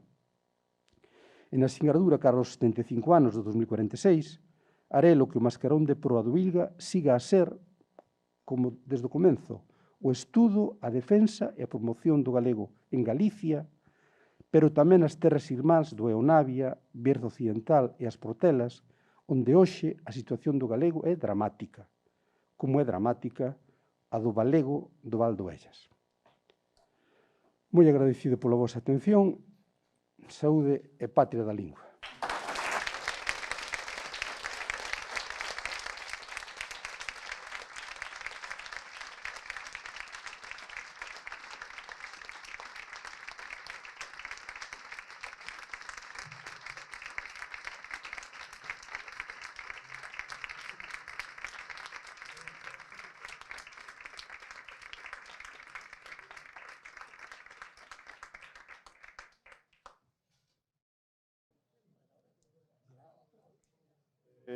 Permítanme presentar a próxima sesión deste simposio. É un momento de agradecementos, polo tanto, a organización que me permite sumarme a este homenaxe de 3 catedráticos desta facultade, que no seu tempo os máis novos foron alumnos meus, dos que non fun realmente seu maestro, de Charo, Manolo e Paco, que ao pouco foron mestres meus nos diversos saberes do galego. Non só no Atlas, a obra colectiva máis importante, sino despois en innumerables artículos, libros de consulta obrigada para alguén que se dedicara ao galego. Este tratamento familiar de Charo, de Paco, de Manolo, dá lugar tamén a que poida presentarlles ao conferenciante que ven a continuación, don Pejerto Saavedra Fernández. Pa boa parte de Santiago, principalmente da comunidade universitaria, Pejerto. Autor de unha serie de artículos e de libros que para alguén que se dedique de algún xeito roce a historia da lingua galega, ainda que parece que non teñen unha comunicación inmediata, son de consulta imprescindible. Non os vou mencionar aquí, entre outras cousas, porque serían varias páxinas que poden consultar ustedes perfectamente en Dialnet, onde aparecen páxinas de artículos. Artículos de historia, pero que presenta un carácter particular. A maioría, polas caras que vexo aquí, a maioría de vostedes xa coñeceron outro tipo de ensino seguramente na historia. Eu non. Era un pouco aquelo de batallas, reis, xerais. A historia que se impartiu despois seguramente xa non ten este carácter.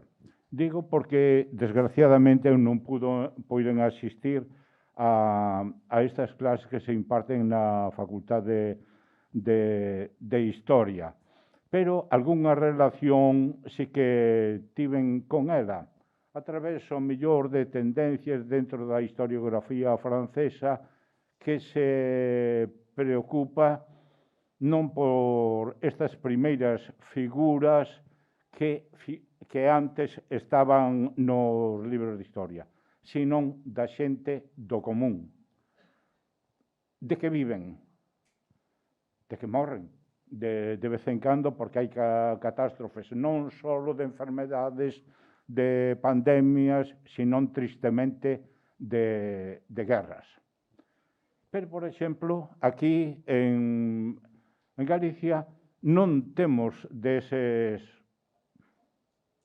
Bueno, ao mellor falei moito. Non temos deses xerais, e ao mellor tamén, desgraciadamente, sí que tivemos, pero, bueno, deixamos de lado. Non son os nosos heróis, non, ni moito menos. Pero podemos evocar a varios Pedros nobres, pero non representan moito na historia de Galicia. Houbo, sí, outros duques que, quizá, un deles chamouse, e aquí nos pode ilustrar perfectísimamente, un que se chamou Cistar. A súa importancia económica e religiosa foi fundamental un pouco para a Constitución de Galicia como somos agora. Quen tuvo a culpa desto? Este señor que está aquí, Pejerto Saavedra. El estudiou isto e outras cousas. Por exemplo, a constitución dunha sociedade agrícola, como funciona, de que vive, que é o que vende, cales son os resultados. Home, sabemos ao mellor que por viaxes, que peregrinos que veñen aquí describen as tristes condicións de boa parte dos galegos. Eu teño recordos vivísimos desto e seguramente pola súa experiencia tamén. Desto, Pejerto ten escrito libros e moitos artículos. Ese ser un pouco. Teñen aí na man seguramente un instrumento como este, un teléfono. Google conóceno. Vayan aí no buscador de Google, poñan isto, simplemente Pejerto. A ver o que sale. Fágano. Pejerto.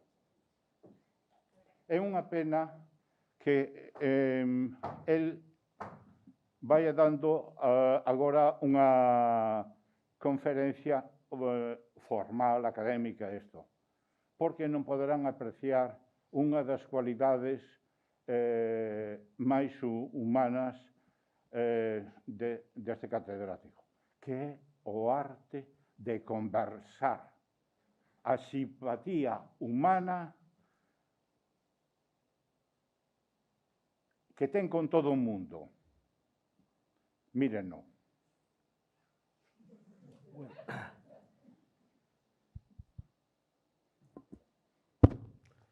Bueno, boas tardes. Agradezo ao presentador, o Xosé Luís Couceiro, estas palabras que me dedicou. Non é preciso que lles diga que é amigo, porque xa o deixou ben claro, non?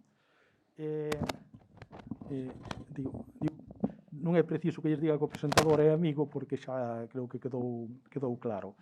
Agradezo tamén aos organizadores deste simposio que me tivesen convidado, darme a oportunidade de participar nesta homenaxe pois a tres colegas aos que admiro e aprecio, non? Que coñezo dai moitos anos, creo que, se non recordo mal, con Charo e máis con Paco Fernández Rei, pois coincidín nunha clase lá cando eu estaba en terceiro e eles en quinto, na clase de literatura galega que daba o profesor Carballo Calero, non? As primeiras clases que tive na facultade pois foron na sede que hoxe ocupa no local, un edificio que hoxe ocupa o ILGA, non? Agradecellos ademais aos organizadores que contasen comigo. Creo que é o terceiro simposio do ILGA no que participo, tendo en conta que eu non son filólogo. Entón, a miña intervención aquí é un pouco extravagante, non? Porque non vou falar de lingua, nin tampouco da historia do ILGA, non? Senón que deronme a escoller un tema e dixen, pois o clero, porque o clero dá para moito. E como tiña intención hai tempo, de facer unha monografía sobre este sector, pois dixen, podo aproveitar, non, para incorporar ou citar algúns documentos, sobre todo de pleitos, non, que ao final, si podo, porque timos apurado de tempo, non, nos que se viron pois denunciados bastantes cregos, uns párrocos e outros non. Veremos se chego aí, non? En todo caso, dicilles, o clero dá para moito, é máis en Galicia, non? Onde era o sector dominante dentro da Iglesia. Vou tratar de facer un pequeno resumo, non? Da situación da evolución deste grupo social, que é moi influinte, non somente no aspecto cultural, sino no aspecto social e no aspecto económico, pero non foi tan estudiado como a outros grupos, outras institucións, non?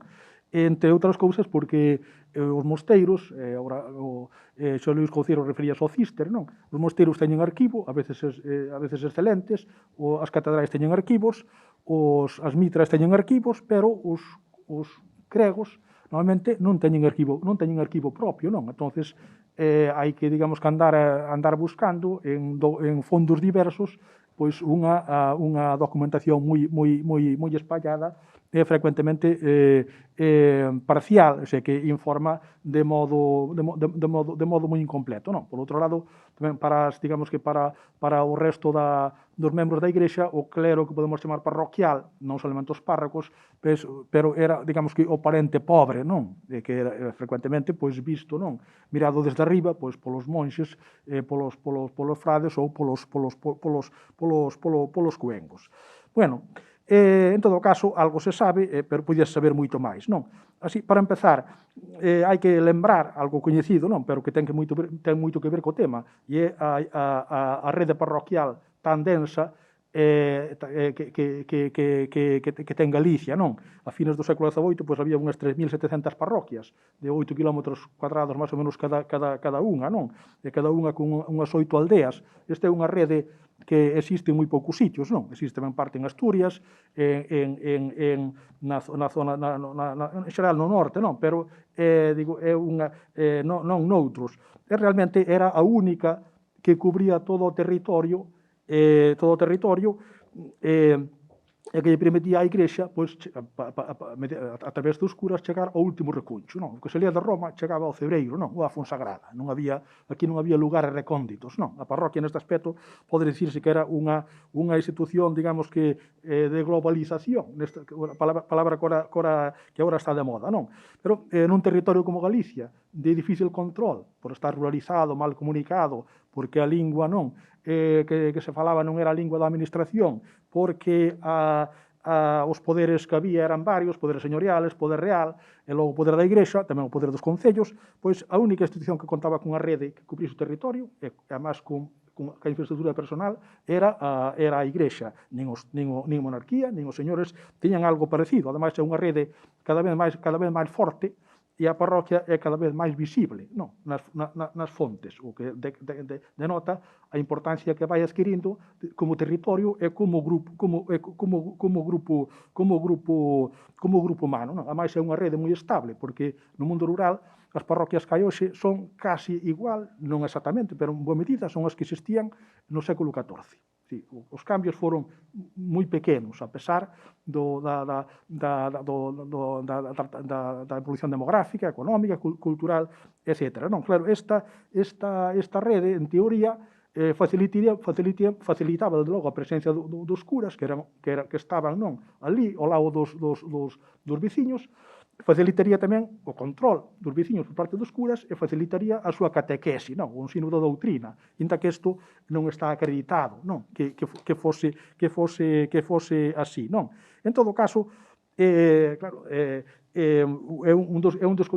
a rede parroquial é un dos condicionantes do número de cregos. Non o único, non? Pero sí un condicionante, non? Porque a Igrexa en Galicia é fundamentalmente secular, non de regulares, cos hai, non? Pero son un tercio do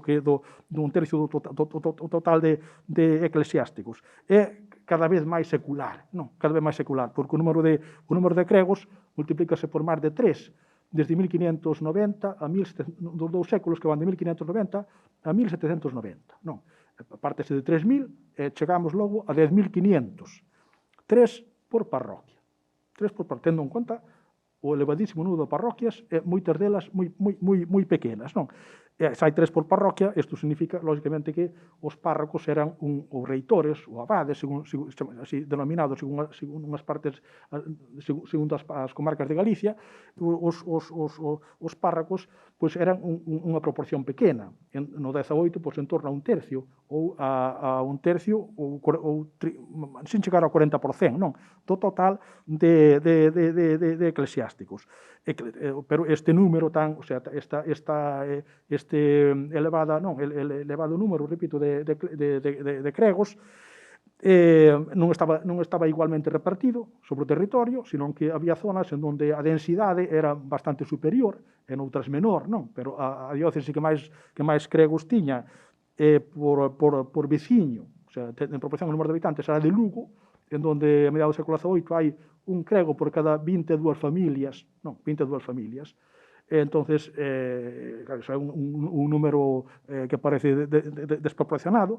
Destos cregos, os párrocos eran só o 30%, e noutras partes, a media de Galicia é un crego por cada 35 familias, non? E se imos aos párrocos, un párroco por cada, só aos párrocos, un párroco por cada 80 familias. Habería que explicar un pouco por este reparto desigual, é dicir, porque hai unha densidade superior de cregos, por exemplo, en Lugo, na diócese de Lugo, que na diócese de Tui. ou na de Santiago. Isto ten moito que ver co sistema hereditario e a organización familiar, non? Porque, digamos que a vocación, non, entre comillas, era unha cuestión máis ben familiar, non? máis que persoal. Entonces, moitas veces, meter un fillo crego, non? Equivalía non solamente a unha promoción social, sino a solventar un problema hereditario, non? A cuestións hereditarias ou de herdanzas. Ali onde o sistema de herdanza era moi desigualitario, tendente ao herdeiro único, como pasaba na diocese de Lugo, especialmente na súa parte montañosa, pois había un celibato moi acusado, tanto nos homes como nas mulleres, e en consecuencia, as familias, se podían, facían o posible por meter un fillo crego, porque solucionaban a vida, tamén solucionaba, digamos que, o problema hereditario. Noutras partes, pois, esta situación non era tan acusado, o sistema de herencia era diferente, e, en consecuencia, o número de xente destinado ao clero era inferior. Tamén é certo que había máis emigración masculina na parte occidental de Galicia que na parte oriental, non? Pero, en todo caso, o que hai ao largo da época moderna, con este aumento espectacular de número de cregos, é a aparición dunha especie de silveirada, non? Ou fronda de eclesiásticos. Por que? Porque se o número de parroquias non variaba,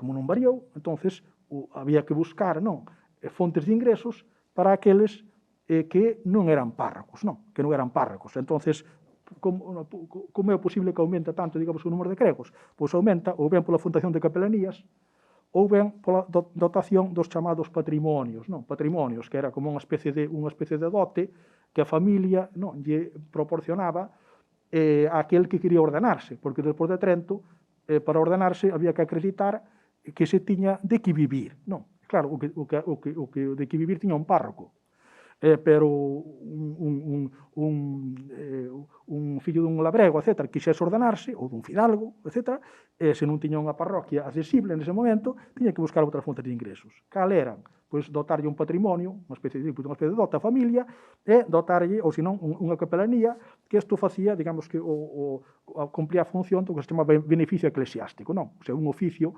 cunha renda, de modo que o mundo do clero, na época moderna, cada vez está máis dominado polos patrimonistas. E na parte oriental de Galicia, polos capelanistas, non? O sea, polos que disfrutaban das rentas destas institucións que dotaran as familias, non? Por exemplo, no Concello de Burón, con 32 parroquias, a mediados do século XVIII, hai algúns censos que mencionan 105 cregos, non? 105, dos quales uns 60 eran capelanistas, non? E igual pasan no Concello de Navia, en xeral na parte oriental. Pero o que domina en Galicia é máis ben son máis ben os patrimonistas, non? É dicir, que reflexan fundamentalmente a entrada de fillos de labregos no mundo do clero. Porque este é o recurso, fundamentalmente, de 80-90% dos patrimonios son fundados por xente do mundo rural. Isto denota, lógicamente, tamén, o sea, non solamente cuestións hereditarias, sino, digamos que a demanda que había de ordes, é dicir, o deseo das familias de meter algún fillo crego por promoción social, por esencios ou por outros motivos. Non, en todo caso, como este mundo é tan diverso, internamente non hai unha identidade clerical. É dicir, unha identidade clerical. E o que hai, pois, é unha gran diversidade en todos os aspectos, non? Na socioloxía, non? Porque hai cregos que son fillos de fidalgos, non? A veces de fidalgos de lustrosos, que son a mellor a minoría, e cregos que son fillos, pois, moitos deles de campesinos, non? Especialmente labregos, especialmente, pois, os patrimonistas é unha parte dos capeláns, non? E tamén diversidade na formación cultural, porque uns ao mellor pasaron pola universidade, ou polo colexio de xesuítas, ou dominicos, ou de franciscanos, e outros, pois, non pasaran dunha especie de pasantía, non? Ao lado dun tío cura, non? Porque as exixencias para ordenarse eran moi baixas, non? E frecuentemente podían ordenarse en ocasións, pois, sin saber, casi a administración dos sacramentos, non? E comprometerse despois, pois, a mellorar. Pero, en todo caso, digo, é unha formación moi descoñecida. moi heteroxénea, ainda que non sempre ben coñecida, non? Despois tamén está a diversidade no que é o mundo beneficial, é dicir, a diversidade polo lugar que ocupan dentro da igrexa, non? Non é igual ser párroco que ser mercenario, non? Que é o calificativo que se dá aos patrimonistas e os capeláns, non? Estos forman unha especie de, repito, de proletariado, non? Normalmente máis pobres, a veces peor formados, e que malviven, non? En ocasións, pois, como se dice entonces, do purgatorio, non? É dicir, de misas, non? Que lles deixan que quedan nos testamentos, ou traballando na labranza, ou dedicados a outros negocios, non? Pero, bueno, Torres de Villarroel referías a estos que foi ordeouse de epístola, dicía que non quixera, que non quixo seguir, de momento, ascendendo hasta presbítero, e dicía que tampouco quixo, dicía, non quería ser un desventurado oficial de misas, ou arriero de entierros, non? Ou sacerdote mendicante, non? De feito, dice que cando se ordeara, pero esta é unha situación moi común na época, non? Cando se ordeara, fixo a título de carrentas dunha capelanía, pero apareceu un outro aspirante a esas rentas, entonces el pleitearon e ele apartouse do pleito. E dice que non lle apetecía, non? Seguir litigando, dice quedose con el purgatorio, el avariento litigante, é dicir, quedouse ca rentas, cas misas, e eu me quedé con el breviario e el voto de castidad, sin percibir un bodigo del altar, non? Bueno, pues estos mercenarios, pois, atopábase unha situación moitas veces bastante precaria, tamén no aspecto cultural, non? Mentras que os párrocos forman unha elite, non? Unha especie de elite, son realmente uns notables rurais, non? Polos seus ingresos, sobre todo a participación no 10º, pola jurisdicción que teñen sobre o rabaño parroquial, pola estabilidade, non? Que teñen, que non poden ser removidos unha vez que toman posesión sin causa xusta, e tamén, bueno, en ocasións tamén por ser, unha parte deles por ser fidalgos, non? Hai patróns de fidalgos nos que incluyen os mencionan os curas, non? Como tales fidalgos, e incluso os fillos de curas, non? Cando un cura ten un fillo e é reconocido, pois ao mellor, se o cura é fidalgo, ese tamén é fidalgo. Pero, bueno, esta situación, digamos que de poder económico e religioso de todo tipo de que gozan os párrocos, e tamén especialmente no aspecto económico, ponse de manifesto en moitos sitios, non podo entrar agora aquí, non, pero así de modo directo, incluso no feito de que as ratorais son o obxecto de moitos asaltos de cuadrillas de ladróns a fins do XVIII ou a comezo do século XIX, non? Hai testemunhas dese aspecto moi claras, non? As cartas que manda un cura segoviano que estuvo pola parte de Monterrey, non? Dice, na zona de Ourense. En Ourense e Tui estaban os curatos máis ricos, non? Moito máis que, por exemplo, na zona de Lugo, que eran parroquias moito máis pequenas e pobres. Pero en Tui e Ourense había curas que podían ter uns ingresos, sobre todo décimos, próximos aos dun fidalgo, non? Dice, por exemplo, no 1794, dice este segoviano, dice, aquí han robado a la abad de Ríos el día 24 por la noche, 30 ladrones a caballo, dice él, ¿no? Pues era la abad más rico que había en Galicia, pues dicen que tenía dinero 2 millones de reales, ¿no? Así, é unha cantidade escandalosa na época, non? El tamén o asaltan, pero o abade de Ponte Castrelo, non? Tamén asaltado no 1797, el e un irmão e criados, etc., ese non lle foi tan ben, non? Dice, hizo fuego 3 horas, non? O sea, cando estaba rodeada a casa polos ladróns, hizo fuego 3 horas, e al cabo entraron.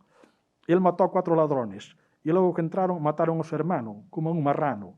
E a la abad le quebraron las piernas y los brazos, y la sangre de sus hermanos se le hicieron beber a los criados, de modo que es una compasión per tantos ladrones. ¿No? Pero bueno, son casos de curas, en este caso abades, moi ricos, pois que sufren as consecuencias dos ataques destas cuadrillas, que eran entonces moi abundantes. Non?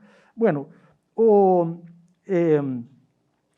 en todo caso, o feito de que o mundo do clero parroquial fose tan diverso internamente, isto facía moi difícil a súa reforma e tamén impide moitas veces facer xeralizacións, non? Tanto no aspecto de comportamento religioso como no nivel cultural ou no nivel económico. Non? En todo caso, o feito de que se accedese ás ordes, non? Moitas veces cunha formación moi elemental, non? Incluso que podía proporcionar un tío cura, pois eso facía que as autoridades eclesiásticas se visen obrigadas despois a facer un control periódico do comportamento dos cregos. Non? É dicir, se non había unha formación previa homoxénea antes, e non había, non hai seminarios hasta fins do século XVIII, ainda que esa palabra en Lugo Mondoñedo, pero son escolas de gramática, non son seminarios. Non? Entonces, se non hai un control previo e unha formación homoxénea, como logo nos seminarios do século XIX, sobre todo do XX, pois entonces o control facíase mediante as visitas pastorais, non? Que son unha inspección a veces rigurosa, no? De visitatio rerum, no? Visitar o estado do templo, visitatio hominum, visitar as persoas, non? Empezando polos cregos, visitas os sínodos e, en último de contas, pois, a actuación judicial, non? É dicir, cando un crego era amonestado nunha visita, a mellor mandaban a fazer exercicios espirituais, etc., e o seu comportamento seguía, pois entonces quedaba a solución da actuación a solución de que o fiscal e o provisor pois tomasen cartas e acabase a mellor pois no cárcere eclesiástico que había nas diócesis. Pero en todo caso un mundo fundamentalmente formado por persoas que procedían do mundo rural, que a súa orixe era labrega, conoceran era a oralidade e o galego, con un proceso de culturación incompleto, é dicir, pola formación que tiñan, pero unha culturación habitualmente incompleta, e logo que volvían a exercer no medio no que naceran, a maioría, pois entonces acababan pois con uns comportamentos moi parecidos aos dos labregos, é dicir, que vivían nun mundo, non pode chamarse un mundo anfibio, un mundo anfibio. Efectivamente, sabían latín, sabían algo de filosofía e algo de moral, a teoloxía do confesionario, pero noutros aspectos, pois o seu comportamento era moi próximo o do que eran os veciños, non? Os bispos queixanse do baixo nivel do clero, queixanse casi continuamente e culpan os dereitos de patronato. É dicir, como os 3/4 partes das parroquias eran de padroado particular, é dicir, eran a nobreza, os mosteiros, os catedrais, os que escollían ou presentaban os cregos, e os bispos non tiñan mãos libres neste aspecto, tiñan as atadas, e entón dicen, é que presentan a familiares, etc., entonces non podemos facer nada, non podemos facer nada. E de aí a situación de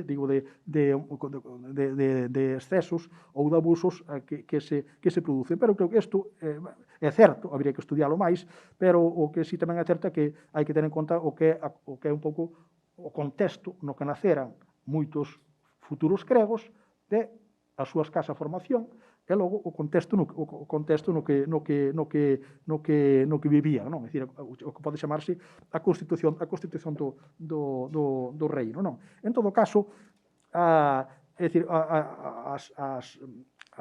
os textos son cualitativos, non? Que hai a veces, a mellor non son moi obxectivos, non?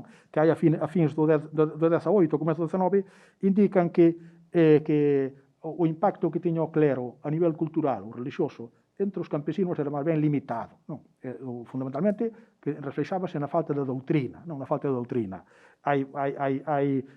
Podía citar varios, non? O de Pose, moi conocido, non? Dice que unos curos de presentación ignorantes ou criados de servicio, non? Etcétera, que non sabían máis que algo de latín, e uns cuantos casos do padre Larraga, un dominico navarro, autor dun prontuario de teoloxía moral, é dicir, de teoloxía do confesionario, que conoceu no século XVIII 50 edicións, porque era como unha especie de código, non, que usaban os cregos para absolver ou para puñer a penitencia, non?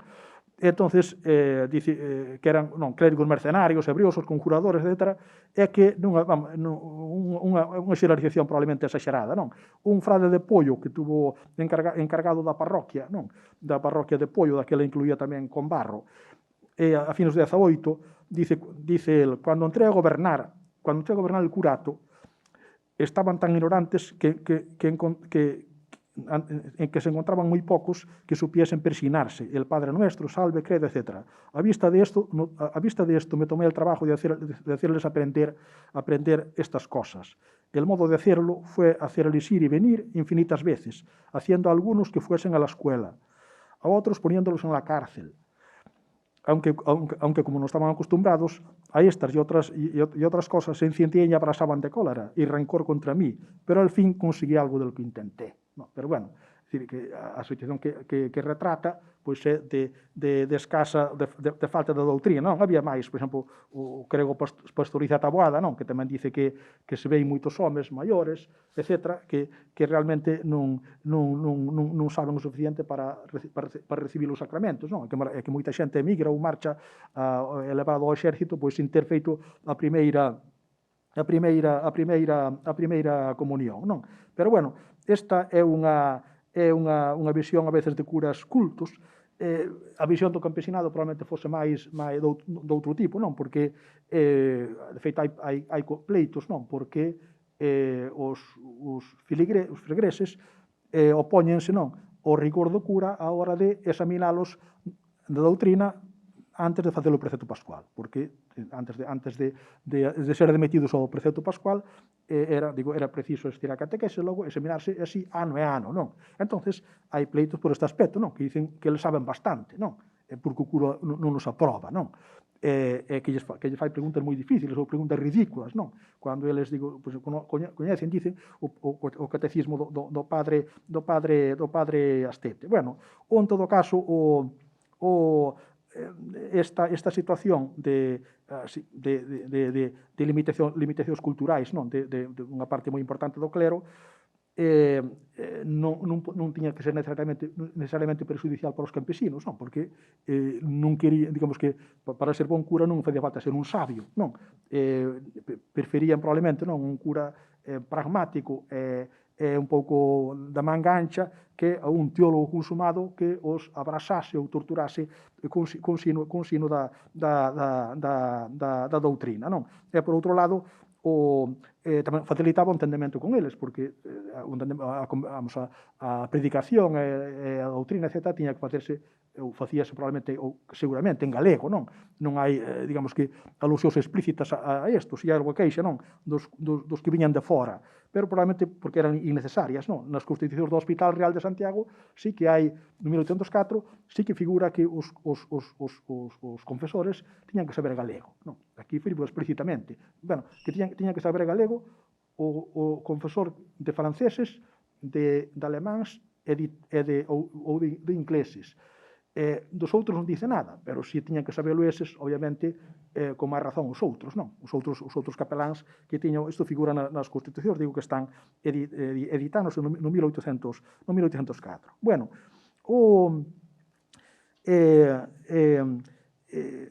as relacións do clero cos veciños, non? E do clero parroquial, e esta situación que lles acabo de señalar, non? Desta especie de vida nun mundo anfibio, que participaban, non? De valores culturais dos labregos, ao mesmo tempo, non? De outro tipo de formación. Isto reflexase nos procesos ou vistos diante do provisor, non? Que son, cando se conservan, por exemplo, na diocese de Lugo, son bastante abundantes, non? Noutras perderos, non?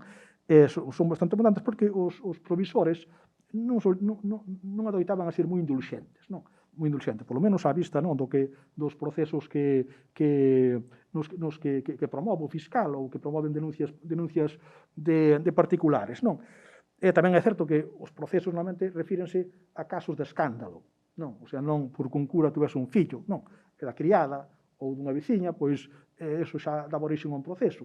Se non había escándalo, non? É dicir, reiteración, desobediencia a mandatos, etc. E se eso nos mezclaba con outro tipo de conflitos, cobranza excesiva de dereitos, abandono da asistencia religiosa, entón eso, bueno, podía pasar, non? Cando se mezclaban varias cousas, pois sí. Pero digo, os provisores acostuman a ser bastante severos, polo menos nos casos consultados, tanto a veces nas investigacións que fan, nas penas que poñen, no feito de que ao final, en moitos casos, atribúenlle a paternidade os curas cando hai unha demanda, non? Porque isto é unha cuestión que na época era, bueno, xa poden imaginar, non? Que era complexa, é dicir, cando unha muller, non? Solteira, mal ben, ou viúda, non? Incluso casada, non? Ten un fillo que se dice que é do cura, non? Como se proba, non? Porque infelizmente ainda non estaba entonces o doutor Carracedo, non? Para ocuparse destas cousas. Pois como se proba? Pois coa opinión común, non? É dicir, co que declaran os feligreses, non? E así se resolve esta cuestión. E incluso tamén hai curas que se espontanean. Espontanearse é unha palabra que aparece en moitas escrituras de época, cando, especialmente de mulleres solteiras que están embarazadas, é que tiñen obriga, en Galicia tiñen obriga de comparecer diante do xuíz ordinario local e explicar as circunstancias na que se quedaran encinta, e dicir quen era, se querían ou se podían, dicir quen era o responsable. Pero tamén hai curas que se espontanean, cando saben que o provisor está detrás deles, entonces non, embarazaron algunha muller, entonces adiántanse, non? Probablemente para mitigar o castigo, adiántanse e declaran, o sea, fanse responsables, digo, dun embarazo. Bueno, eu teño aquí unha serie de exemplos, non sei canto queda, porque non. Así de curas, non? Que a documentación da época calificos de rudos, coléricos e libidinosos, non? É moi fácil facer unha escolma, non? Escolma deles, porque hai moitos que son acusados de varios delitos, non?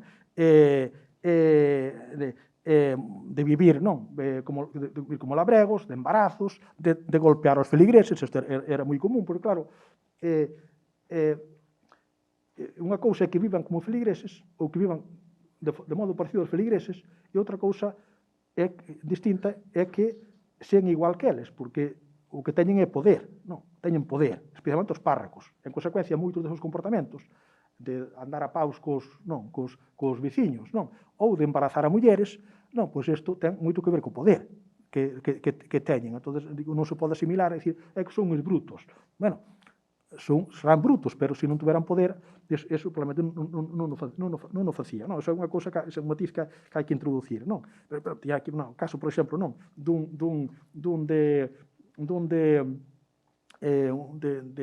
Son todos de Lugo, non? De 1702, non? Un que vivía cunha casada, pero ocupábase da labranza, dicía así, e así mismo, tiene por vicio y costumbre desde el tiempo que está el sacerdote de cultivar las tierras y regar los prados, segar, majar, carretar los granos de cualquier género que sean, ir al monte con carro y bueyes y otro cualquier labor como si fuera persona seglar, ¿no? E incluso ya dicen que aprendeu o oficio de labrego a un sobrinho. Dice, además aprendeu con interés, dice, le daba y tiraba por las orejas e intene le aprendía el dicho oficio, non? Outros non, do 1711, Dice, también tiene por vicio y costumbre de guardar el ganado en el monte, haciendo borreas en él y sus prados, con una hoz en la mano y ayudando a ripar el lino, e haciendo outras cosas moi indecentes ao seu estado sacerdotal. Outro que fabrica carros, non? E cambas, fabricou un muiño, e vai axuda a espadalar o liño, e vai andando polas feiras a vender non, o que as ferramentas que non. Outro, non, este é un párraco de 1739, non, que tamén dice que persona altiva, descompuesta, mal empalabrado, con todo género de personas, así eclesiásticas como seculares, jurador, maldiciente, que por muchas y diversas veces los días de fiesta, antes de entrar a decir misa, a sus feligreses le han visto malhumorado, riñendo con sus vecinos, jurando, etc., pues vai dicir misa sin confesarse. E dicen que nunha ocasión golpeou a un criado dun irmão, atouno, dice que fueron os azotes con unha grupa e dice, cando llos daba, mentras llos daba, dice, foi interpolando, dice, tomando un polvo de tabaco, non? O sea, esnifando rapé, non? Sí, bueno, podría, non, que embarazan a criadas, pois hai moitas, non? Unha denuncia, unha rapaza, unha muller denuncia en 1728 a un cura, a un párroco, non? Dice que contratou de criada e logo embarazouna. Bueno, foi o pai, non, o que obligou a rapaza a ir de criada uns días, e despois, cando a rapaza estaba embarazada, dicelle, non, foi ver ao pai, dicelle que de algunos tratos ilícitos, de que resultou hacerse preñada, e para que non se supiese de tal exceso e que ella no perdiese su crédito y conveniencias, había de perdonarle el arrojo que había tenido con dicha su hija y permitir que la pudiese sacar del lugar y filigresía del hoyo y transportarla a otra parte distante donde no se supiese de su flaqueza. Y después que pariese y estuviese buena del parto, la volvería a restituir y procuraría darle estado de casada y criar él a sus expensas la criatura que pariese. O que pasa que logo non a casou, ou porque non pudo, ou porque non quixo. O pai dice, cando escuitou eso, dice que quedou exhorto, dice, quedou sin saber que decir, non? Porque dice, tiña unha filla sola, unha filla e un fillo, e que sería moi fácil casar a filla, non? De casar embarazadas, pois criadas hai máis casos, máis exemplos, non? Outro cura que tiña 3 fillos, non? Tres mulleres embarazadas, dunha criatura non se responsabilizou, da outra mandouna para fora, levouna ao criado, a outra parroquia, iba chorando, dixo o criado que callase, que se iba preñada, iba dun hombre honrado, non? E a terceira casou, dice, la casou con un pobre, e luego los pocos días que la casó, parió una niña, de que se ha seguido murmuración e escándalo, non? Non, claro, non, había máis, outro que cerca de Melide, pois, que era desde Lugo, non? Unha noite, chegas á porta dunha familia, deixon berralles, non? Deixou un neno elía e berra a familia, diciendo recogiesen aquel niño, lo criasen que era hijo de buenos padres, non? Pero a familia saliu con can e perseguiu o visitante e volveron a traer onde o neno e fixeronlle collelo, non? Pero parece que non era a primeira vez que facía, o sea, que abandonaba pequenos, non? Bueno, hai casos de violacións tamén, non? De un cura de Vilaragunte, 1730, non? Que tuvera un fillo dunha casada, despois deuno a criar a unha familia, e dice que viñan cobrala soldada, non? A familia viñan cobrala, e unha vez que non estaba, que non lle pagaron, pois amenazaron con denunciar ao provisor, porque estaban hartos de criar hijos de putas e de putas casadas e de clérigos, non? Pero logo aparece, non, que a unha rapaza lle atou as maus, non? Para unha criada lle atou as maus para violala, non? Hai incluso, bueno, o caso dun cura que mata unha muller con unha navalla moi moi moderna que tiña, unha navalla de muelle, non? O día de San Miguel de 1754, Monterroso, non? Pois dice que viron ao cura, non, discutindo con un matrimonio, con a navalla de dúas follas, non, da que presumira, porque enseñara antes a un veciño, dicíndolle que era buena a navalla para dar unha facada, non? Cousa que no que infelizmente tiña razón, non? Bueno, sí, bueno, vou remato cun que este era tamén de cerca de Guntín, 1752, era un capelanista, de vez en cando dicía misa, dicía misa dominical, andaba sempre no monte, non? Traballando, como se fora un labrego, cortando árboles dos veciños, etc. E logo, cando celebraba a misa, non tiña tempo para preparar o sermón, non? E dicen os veciños que en el ofertorio della, da misa, se pon a modo de predicar, e tan lejos está de hacerlo, como debía, que lo hace de cantar diciendo: a Castilla van las nenas para ganar, Castilla acá a la izquierda si ellas quieren trabajar, non? É dicir, que é unha copla que ainda se pode, creo que se conserva nos cancioneiros, non? Entón, probablemente non o denunciaron polas coplas, sino denunciaron seguramente porque lles roubaba, non? A leña e maltrataba a veces os pastores, non? Podíase seguir escolmando neste mundo, porque hai verdadeiras, casi para verdadeiras novelas, non? Pero, bueno, cando se publique as actas, pois, haberá ocasión de meter estas citas, seguramente, e outras. Perdón por alargarme, creo que demasiado, gracias a...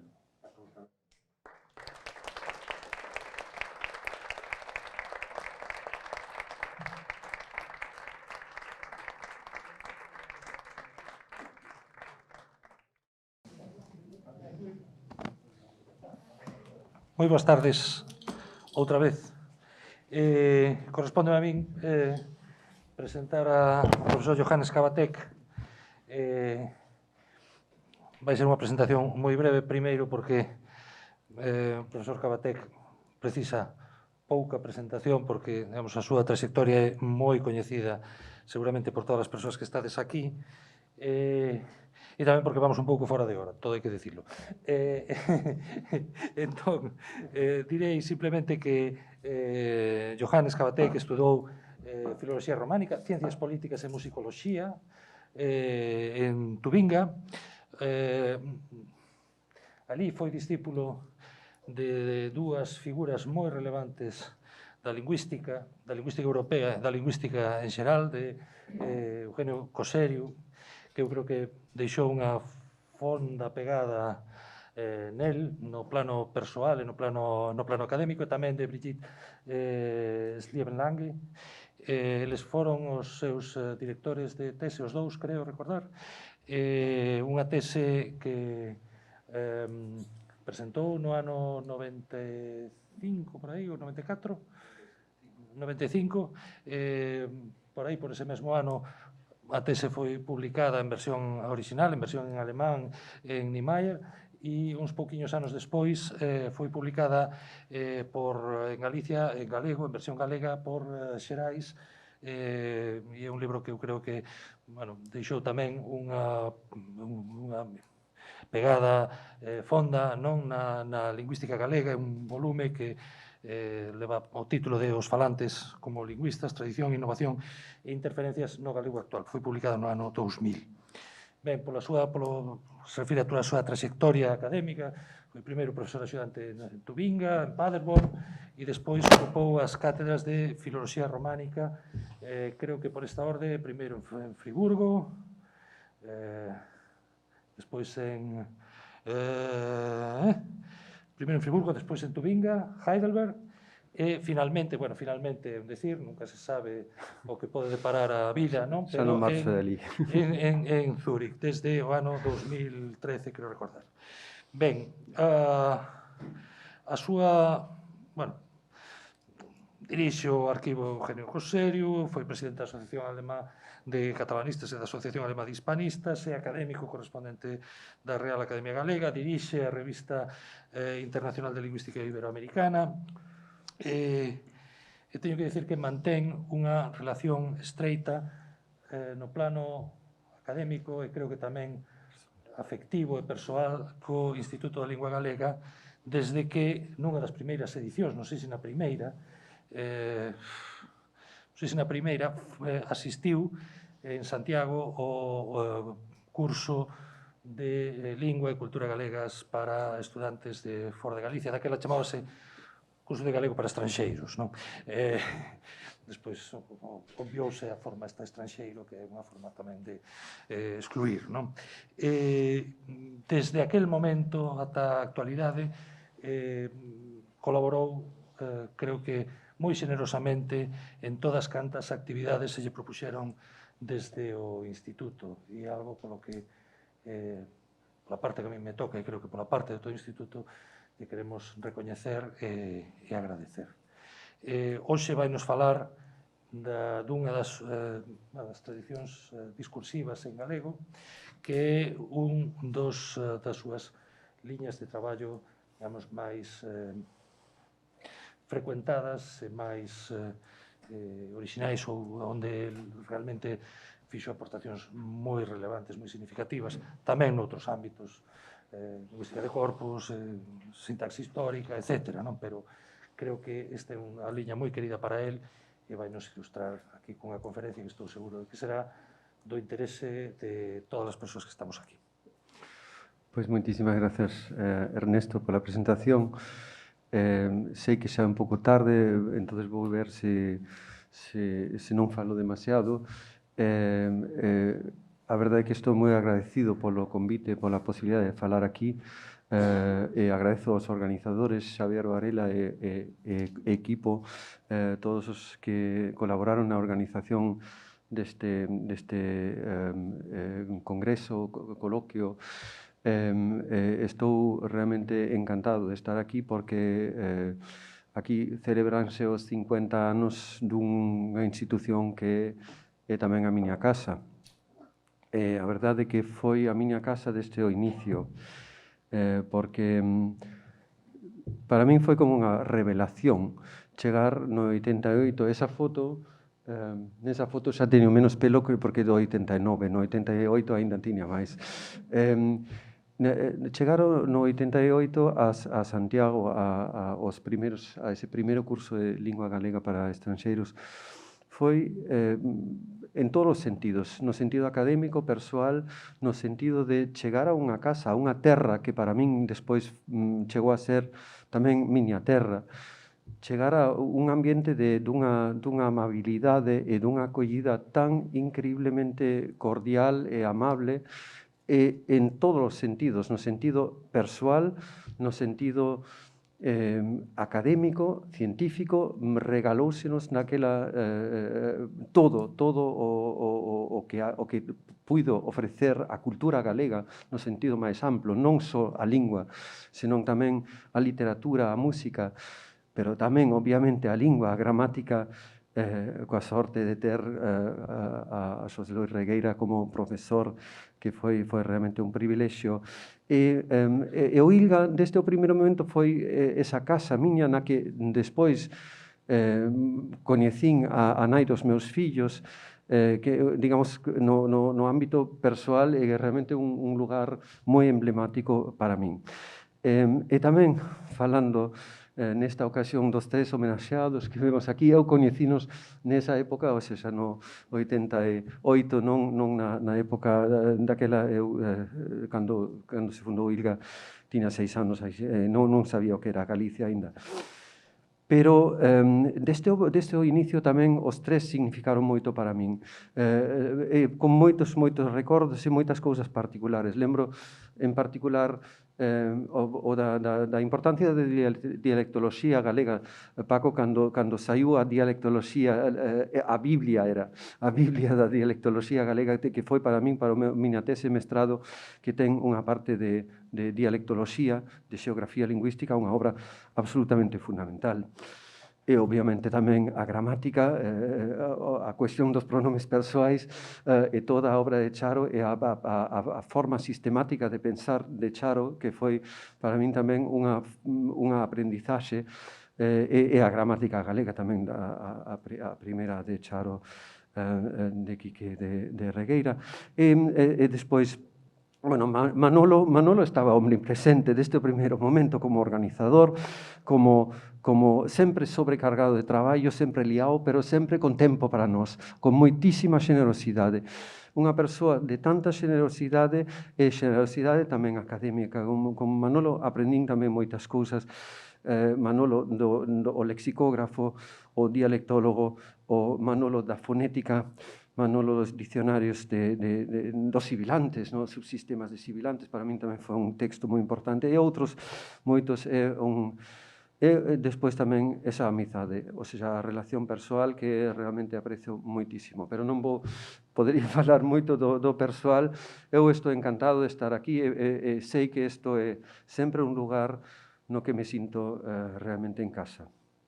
Despois, se mirades, Ernesto acaba de presentar un pouco esa trayectoria que comezou co galego e que despois parece que se afastou do galego, porque agora os traballos de tradicións discursivas, os últimos traballos, traballei moito sobre o castelán, sobre o portugués, tamén sobre o catalán, sobre outras linguas, pero nunca deixei de traballar sobre o galego, nunca deixei de mirar ou de ver as cousas deste o galego. Para min, a lingüística variacional sen o meu coñecemento da situación galega non existiría, non a comprendería. Se hoxe en día falo alemán suizo en Zúrich é porque comecei a falar galego aquí, porque pensei, bueno, se falo galego en Galicia, por que non vou falar alemán suizo en Zúrich? E iso, para min, é un regalo cada día, porque me facilita, porque me fai ser parte da comunidade suiza e non só un estranxeiro. O sea, para min, eso aprendino aquí, estou moi agradecido por todo o que aprendín. Pero, bueno, non temos moito tempo. No que quero falar é isto, a tradicionalidade lingüística, e vou pasar directamente a unha cita que é moi coñecida de Hockett, do ano 66, na que insiste na importancia da tradición para a lingüística, para o ser humano. Somos seres tradicionais. The conventions of a language are passed down by teaching and learning, not through the germplasm. O sea, non é xenéticamente que pasa a lingua de xeración en xeración. E di Hockett unha cousa interesante: every human language has tradition. Cada lingua ten tradición. If we design and build a collection of machines that communicate among themselves with the language, this property will be lacking. Hockett non coñecía a intelixencia artificial aínda, porque hoxe en día estamos moi perto de realmente crear, e vin que o ILGA tamén participa en proxectos na intelixencia artificial coa lingua galega. Pareceme escalofriante, pero tamén moi prometedor o que se está facendo. Bueno, a tradicionalidade da lingua é un factor casi obvio, casi banal, podemos dicir. Pero a tradicionalidade esqueceuse, porque a lingüística do século XX foi basicamente sincrónica, de proxección, de sistemas lingüísticos, de sincronía. E iso de algún xeito molestaba a lingüística, polo menos nalgún momento, e creo que un punto moi importante, xusto ese momento que eu cheguei ao ILGA, é un momento que a lingüística se preocupa pola tradicionalidade, pola tradición, desde distintas vías. A lingüística cognitiva americana comeza a lanzar usage-based models e nace a idea da gramática e construccións. E nace paralelamente en Alemania a idea das tradicións discursivas. En ambos casos porque é unha reacción aos problemas da limitación dunha lingüística sistémica sincrónica que esquece a tradicionalidade lingüística. Por un lado ven da lingüística xerativa como reacción contra a lingüística xerativa, e no outro lado é unha reacción en contra dunha tradición europea, en parte coseriana, aínda que Coserio non era para nada antitradicionalista. Bueno, podemos ver un pouco a evolución disto na lingüística americana, desde a semántica de prototipos, a idea de subjectivation, a idea da metaforización da linguaxe, o nacemento da chamada lingüística da gramática cognitiva e despois esa lingüística de construccións, o construccionalismo con Fillmore Kay, con Adele Goldberg nos anos 80, que comeza a postular que na realidade non é a lingua un sistema de xeración de interminables oracións, senón unha lingua bottom-up desde as construccións a tradicionalización. Fillmore, esta cita non a vou ler inteira, pero Fillmore postula nos anos 80 esa idea das construccións e investiga casos como o do inglés let alone, que non sei, por non mencionar ou algo así. Unha construcción que non está nas gramáticas, nin está, bueno, está o mellor nun dicionario, pero entre dicionario e gramática non sabemos moi ben que facer con iso. Entón, estudando ese tipo de construccións, algúns gramáticos comezan a postular que toda a lingüística debería refacerse novamente desde as construccións. O sea, non desde a gramática, senón desde a tradicionalidade das construccións. Bottom-up é unha lingüística superficial, digamos, da superficie da performance, digamos, non desde unha gramática profunda ou desde un sistema, senón desde o que se ve na superficie textual. Por eso tamén unha lingüística ideal para unha lingüística de corpus, non? Porque o corpus é iso, ergon, é textos. A frecuencia descúbrese como factor fundamental, bueno, xa se sabe desde hai tempo, pero esas ideas de entrenchment, que a frecuencia ten que ver con anclaxe cognitiva, hai unha idea de unidade de forma e función, ou seja, nada de módulos de separación de semántica e sintaxe, e curiosamente, tamén se mistura aquí unha cousa que é a situacionalidade, ou seja, as construccións defínense tamén como situacionalmente ancladas. Paralelamente, en Alemania, Brigitte Schlieben-Lange, precisamente nun libro Tradición des Sprechens, que se publica, aquí está Brigitte Schlieben-Lange, no 83, que daquela tamén veu a Galicia en algunha ocasión. Está Brigitte Schlieben-Lange con Coserio e con un rapaz que acababa de defender a tese, creo, e do outro lado están Peter Koch e Wolf Oesterreich. Nesa lingüística tubinguesa de Friburgo nace a idea da tradicionalidade do falar, unha pragmática histórica na idea de Brigitte Schlieben-Lange, e con Koch e Oesterreich a proposta esa de linguaxe de inmediatez e distancia e a noción de tradicións discursivas de Peter Koch do 87. O punto de partida é unha lingüística, como xa dixen, sincrónica, de proxección sincrónica. Saussure dicía la langue est un système de pure valeur que rien ne détermine en dehors de l'état momentané de ces termes. É dicir, unha proxección totalmente momentánea, e o lingüista debe esquecer o pasado, debe realmente poñerse na mente do falante, que é sincrónica. O falante non sabe nada de historia da lingua, bueno, algúns falantes que aquí presentes saben moito de historia da lingua, pero, digamos, os falantes normais non saben cal é a historia dos fonemas que están producindo, nin das formas, nin a etimoloxía das palabras. O sea, il se trouve devant un état, diante dun estado de lingua, entón, na sincronía. Isto é o historismo da lingüística sincrónica do século XX, que tamén está presente na lingüística chomskiana, ou seja, é prácticamente a mesma idea.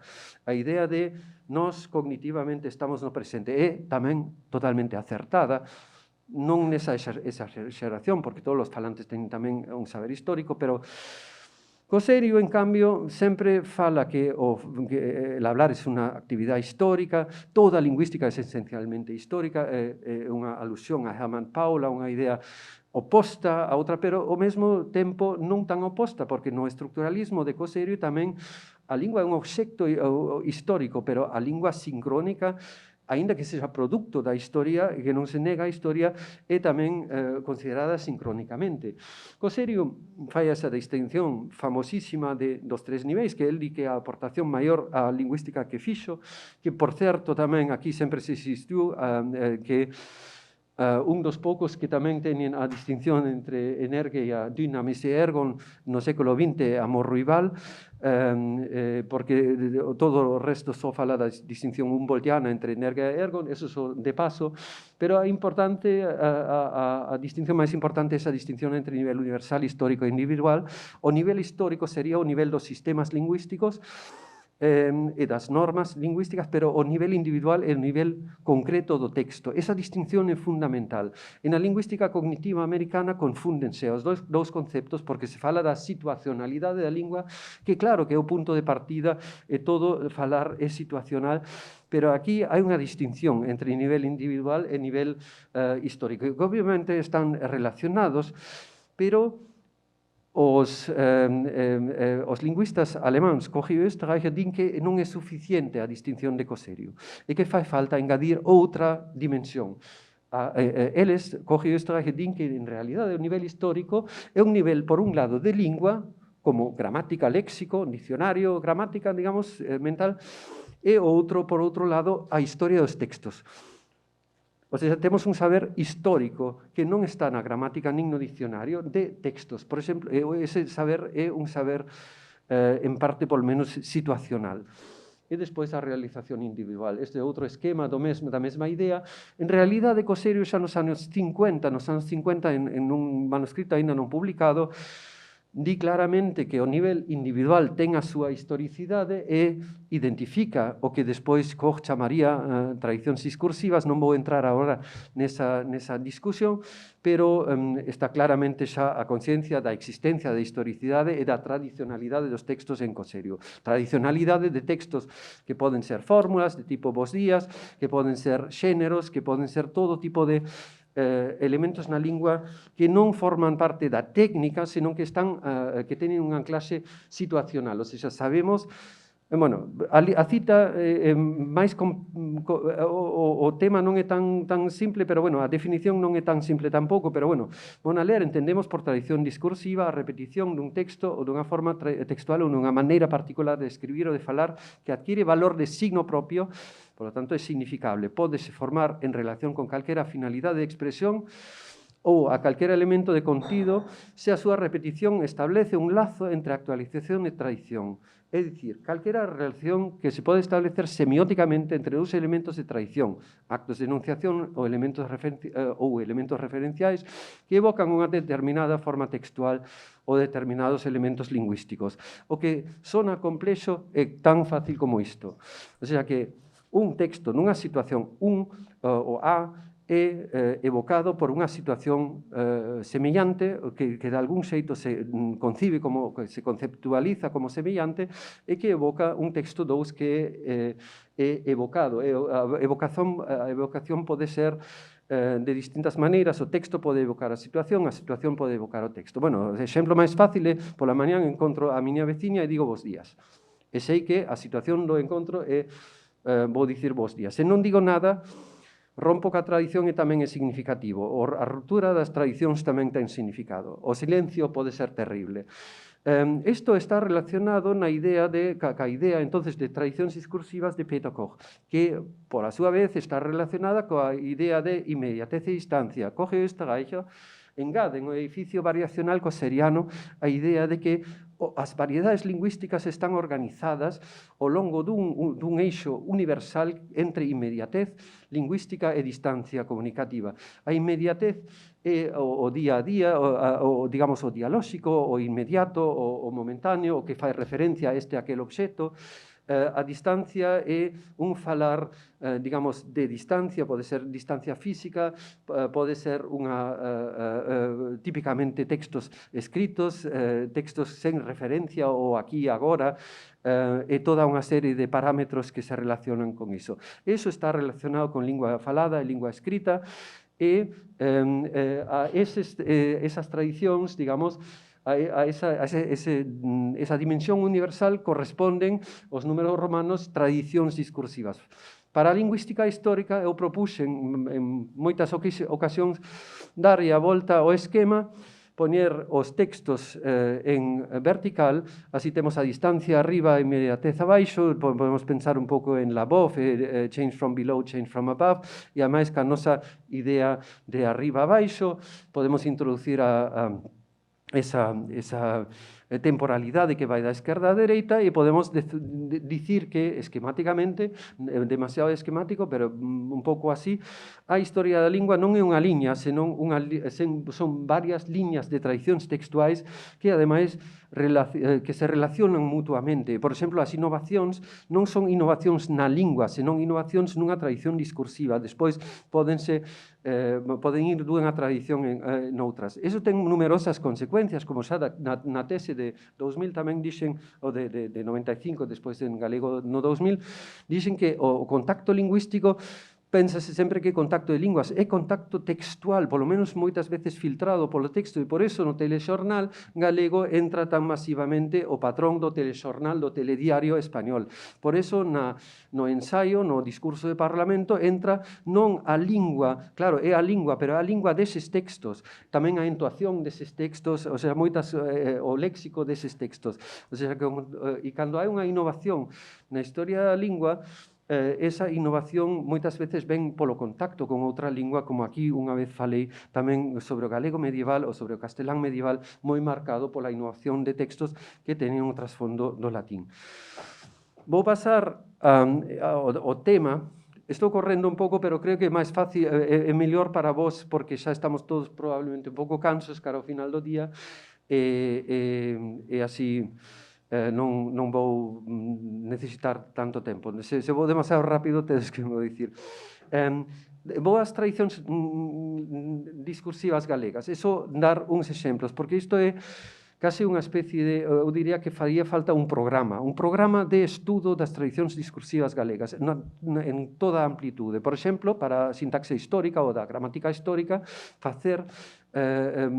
mirar ben cal é a relación entre a tradicionalidade textual e a historia da sintaxe histórica, por exemplo. E hai moito que descubrir ali. Tamén en relación co contacto. Pero tamén creo que é moi interesante mirar a oralidade e as tradicións orais. Fórmulas, por exemplo, son uns exemplos, fórmulas de tipo hecho que hai, xaboe, habero. Como estudamos iso? Pois no Corga atopamos poucos exemplos, pero, por exemplo, en Twitter hai bastantes cousas de habero, habero que bla, bla, bla. Aquí tamén no Corga temos exemplos desa fórmula. O que é importante aquí non é só a fórmula, senón cando se di iso, a situacionalidade da fórmula, porque o saber desta fórmula non é só un saber da fórmula mesma, senón saber cando se di, e cando se di axeitadamente. O mesmo aquí, eche o que hai, aquí é unha referencia incluso concreta, creo que a primeira vez que oín esa fórmula foi na boca de Paco, eche o que hai, pero foi un comentario sobre algo que había que aceptar porque non había maneira de facelo de outra forma. Aquí, outra xaboé ou interseccións que xa están, aquí xa non sei, non poderíamos probablemente falar dunha tradición discursiva, pero a tradición discursiva pode ser cando se emprega exactamente en que situacionalidade esa intersección, como ou, por exemplo. Outros exemplos poden ser exemplos que nin nos damos conta que hai diferencias. A min chamoume unha vez a atención un exemplo que provocou unha discusión na nosa casa, que foi que alguén chegou e alguén preguntou: tomas un café? E a resposta foi: xa o tomei. E despois a discusión foi sobre se iso non foi un pouco descortés, se non habería que dicir non grazas ou algo así diferente. E despois houve unha discusión na que, por un lado, había xente que dicía non, é totalmente normal, se xa tomou o café, entón para que vai tomar outro? E outros que dicían, bueno, é unha persoa así un pouco que non sabe de modais así como de cortesía. Entón parece que había como unha especie de conflicto de distintas concepcións do que era normal dicir nunha situación así. Entendíase perfectamente o xa o tomei por algúns e outros pensaban que non era moi cortés.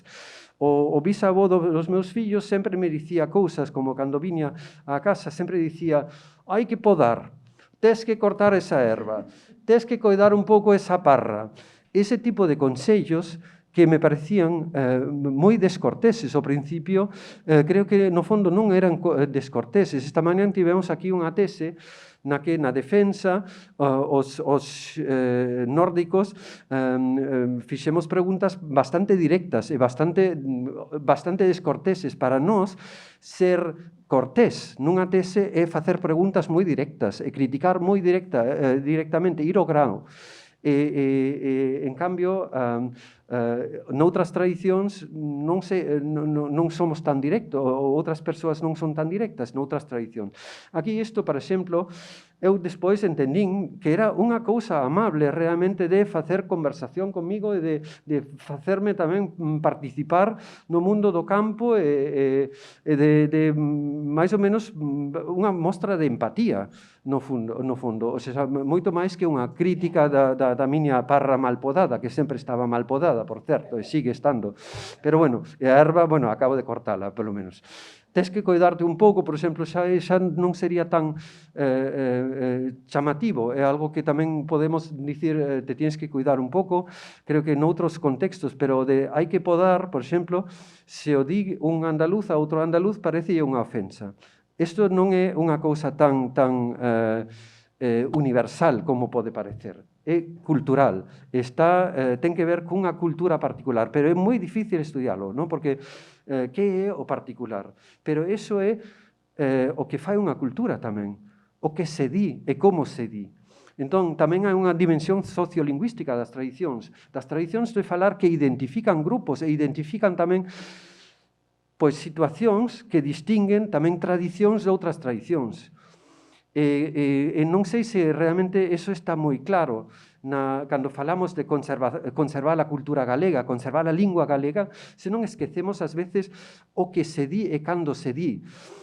Bueno, outra discusión na que non vou entrar porque é complicada é que o do ustedeo en galego, se realmente existe o ustedeo en galego, e cal é o papel do ustedeo, se o ustedeo no fondo é unha cuestión tamén sempre relacionada cunha situación diglósica, pero claro que existe, pero non ca forma vostede tradicional, polo menos, pero podese discutir hasta que punto a tradición de tuteo, ustedeo non ven tamén importada, ou seja, cal é a tradición propia do sistema de cortesía galego, non o sei, pero habería que estudialo. Despois, nun nivel un pouco máis digamos, maior, de textos máis extensos, temos tradicións, panxoliñas, formas tradicionais de cancións, todo o cancioneiro popular, o romanceiro, as lendas, as cousas que se contan na casa, diante da fonte, non só as cousas tradicionais, tamén poden ser as cousas que se contan nun pub cando intentas, non sei, establecer unha relación con outra persoa, algo así. Eso todo son tamén tradicións de falar que non necesariamente son iguais e que digamos, iguais en todas partes e que tamén van dun lado a outro, non? Por exemplo, no pub creo que hai unha presenza moi forte de tradicións que, ao mellor, veñen originalmente de Madrid e non de aquí. Bueno, o da tradicionalidade acentúa moi ben Antón Santamarina nese texto sobre o patrimonio oral, vai de seu, ademais, que a lingua é sempre o vehículo do que se verbaliza calquera tradición, pero en moitos casos o texto mesmo é a tradición mesma. Bueno, entonces, insistindo sobre iso, deste Herder, fálase da lingua como tesouro cultural. Como a lingua mesma, o sistema lingüístico que é un tesouro cultural, digamos a repartición do mundo, a visión do mundo que ofrece a lingua, as formas de concebir o mundo que están, por exemplo, no léxico dunha lingua ou tamén na gramática dunha lingua. Pero moitas veces creo que en toda a tradición do pensamento lingüístico confundiuse o tesouro da lingua, esa visión que ofrece a lingua, co que se di na lingua, o sea, cas tradicións, polo menos creo que hai que separar esas dúas dimensións. O estudo das tradicións discursivas galegas é un estudo do acervo cultural de Galicia, dun aspecto dese tesouro máis importante que ten o bosque galego. Non sei se citei ben, porque acabo de meter esta cita despois da presentación de Paco. Non está limitado, por certo, á lingua galega, porque as tradicións son transversais. As tradicións corresponden a outra historicidade, non é a que non está necesariamente ligada á lingua particular. Por exemplo, un soneto é unha tradición discursiva e pode ser italiano, inglés ou galego. Moitos dos exemplos mencionados, non todos, atópanse tamén no castelán de Galicia. Creo que unha das particularidades do castelán de Galicia non é só que se pode falar galego castelán con 7 vocais, ou que se pode falar sen empregar formas compostas temporais. Creo que unha das características son tamén as cousas que se din, porque se din tamén en castelán. Non en todos os casteláns de Galicia, non en todos os galegos de Galicia dinse as cousas que se dicían antes, por exemplo. O sea que ali hai un mundo de contactos e un mundo de, digamos, conflito de tradicións e de interferencias e de contacto de tradicións que non está moi estudado. De paso, sí, en todos os traballos de contacto, e de algún xeito iso se menciona, pero non é un tema central. Entre dúas linguas tan emparentadas, o traslado dunha tradición a outra é moi fácil e o traslado vai sempre pode ir nas dúas direccións. Non? Pódese falar castelán segundo tradicións galegas e ao revés. Entón, podemos dicir que podemos aducir dous argumentos aquí. Poderíamos dicir, bueno, entón, se as tradicións galegas pasaron ao castelán de Galicia, pois entón a cultura galega sigue viva. Eso para moitos galegos é así, de feito é así, ou seja, hai moito galego e moita tradición galega no castelán de Galicia, pero tamén vemos que houve unha penetración ampla de tradicións do castelán no galego, de tradicións de falar que son moi difíciles de detectar, pero que están omnipresentes. É un tema difícil, pero creo que se pode facer, por exemplo, sobre a base de corpora comparativas ou de estudos tamén concretos de situacionalidades. Daquela ríase a lingüística galega cando foi presentado un estudo sobre o mercado de Lugo, pero creo que foi unha cousa pioneira facer algo así, estudos situacionais, comportamentos na taquilla, saúdos, taquilla non sei en galego, verdad? Non sei. Saúdos, interaccións, certas situacionalidades comparadas, por exemplo. Creo que ali hai un campo interesante de estudos. Tamén, quero rematar con outro tema, porque tamén hai tradicións non só galegas populares ou literarias, senón tamén unha tradicionalidade discursiva da lingüística galega. E como estamos aquí celebrando 50 anos dunha institución lingüística, quería ao final dicir unhas palabras sobre as tradicións discursivas da lingüística galega. Hai tradicións locais e tradicións internacionais, e hai persoas mensaxeiras que traen novas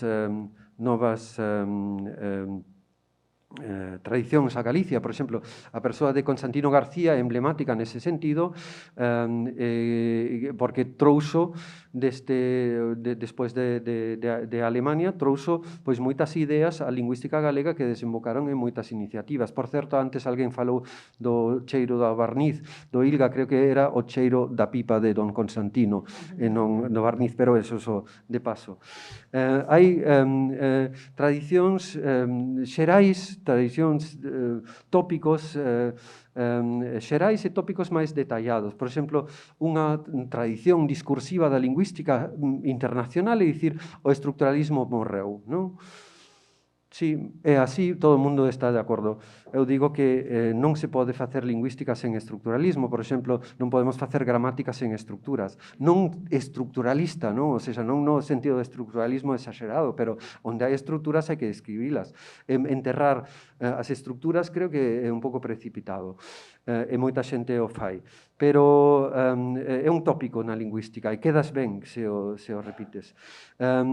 Outro tópico, o galego é un dialecto do portugués. Aquí loitouse moito en contra dese tópico, pero é un tópico que anda aínda por ali na lingüística. Vese tamén que os tópicos, as tradicións de dicir algo sobre algo son cambiables.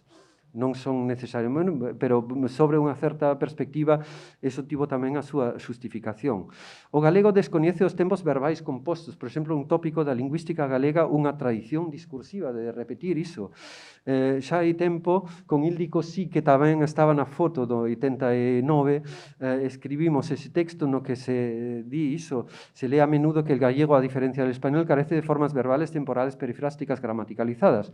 Su existencia tiene, sin embargo, bastante difusión en el gallego hablado actual, se pensamos sobre todo en había feito, non na forma do antepresente. Una vez más, se confirma en ese caso pues, que la gramática histórica de una lengua no debería describirse como una evolución lineal, sino diferenciando las distintas variedades y tradiciones discursivas.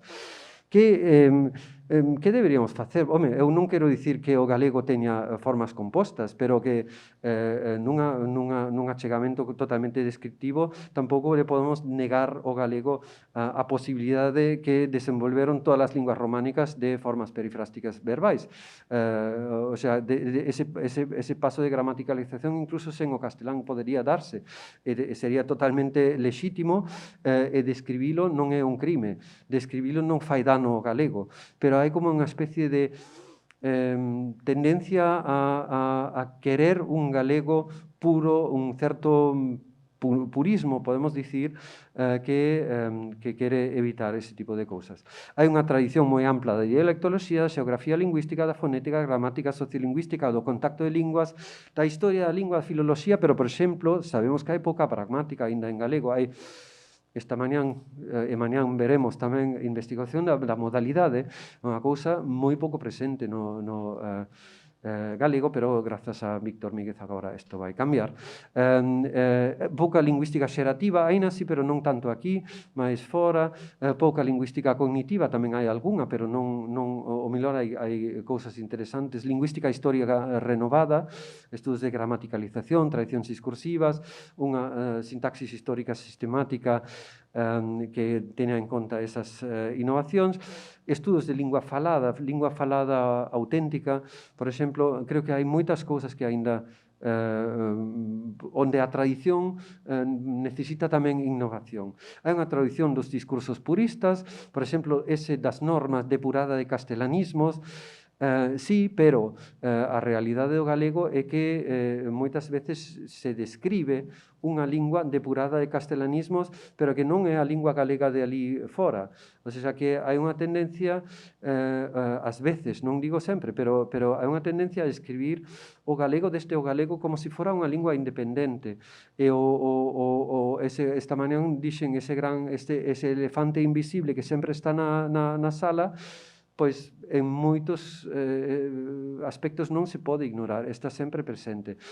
Queiramos ou non, eu creo que tampouco é un problema, para a lingüística non debería ser un problema, sería simplemente un factor a ter en conta. Hai tradicións de grupos, o ILGA é un grupo moi aberto, pero un grupo que sempre tamén tivo a iniciativa de innovación propia, pero tamén de fora, con contacto con lingüistas do mundo inteiro.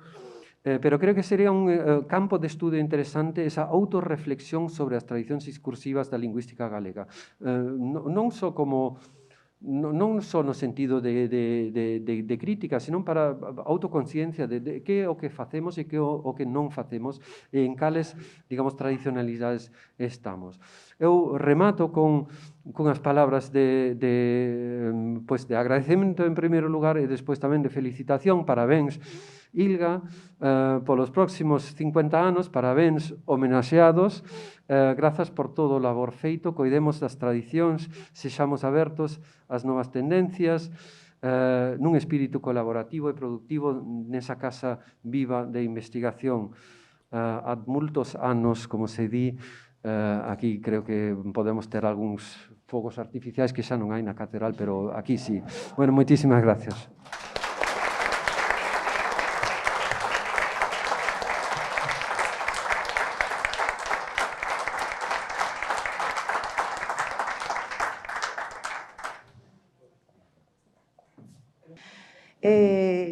Ben, iniciamos agora este pequeno espazo para o diálogo e o coloquio, despois de escoitar estas 3 magníficas conferencias e aproveito en nome da organización para agradecerlles a todos eles a súa presenza aquí e tamén as súas intervencións. Entón, abro a quenda para quen queira intervir.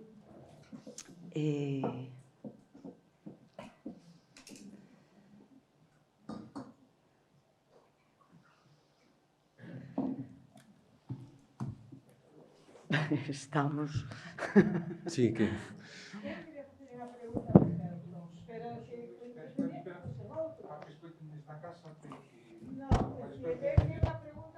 Chamou a atención e que quería aproveitar que el sabe diso, pero non sei se hai no público xente que queira entrar máis no debate. Bueno, eu fago a pregunta e logo que entre no debate cando queiran. Ti falabas da diferencia entre os párrocos e os demais. Ben, isto teño claro, pero como se accedía realmente a ser párroco? É dicir, que tipo de concurso de méritos, digamos, había para poder ser párroco e quen o nomeaba e que condicións? Vamos a ver, a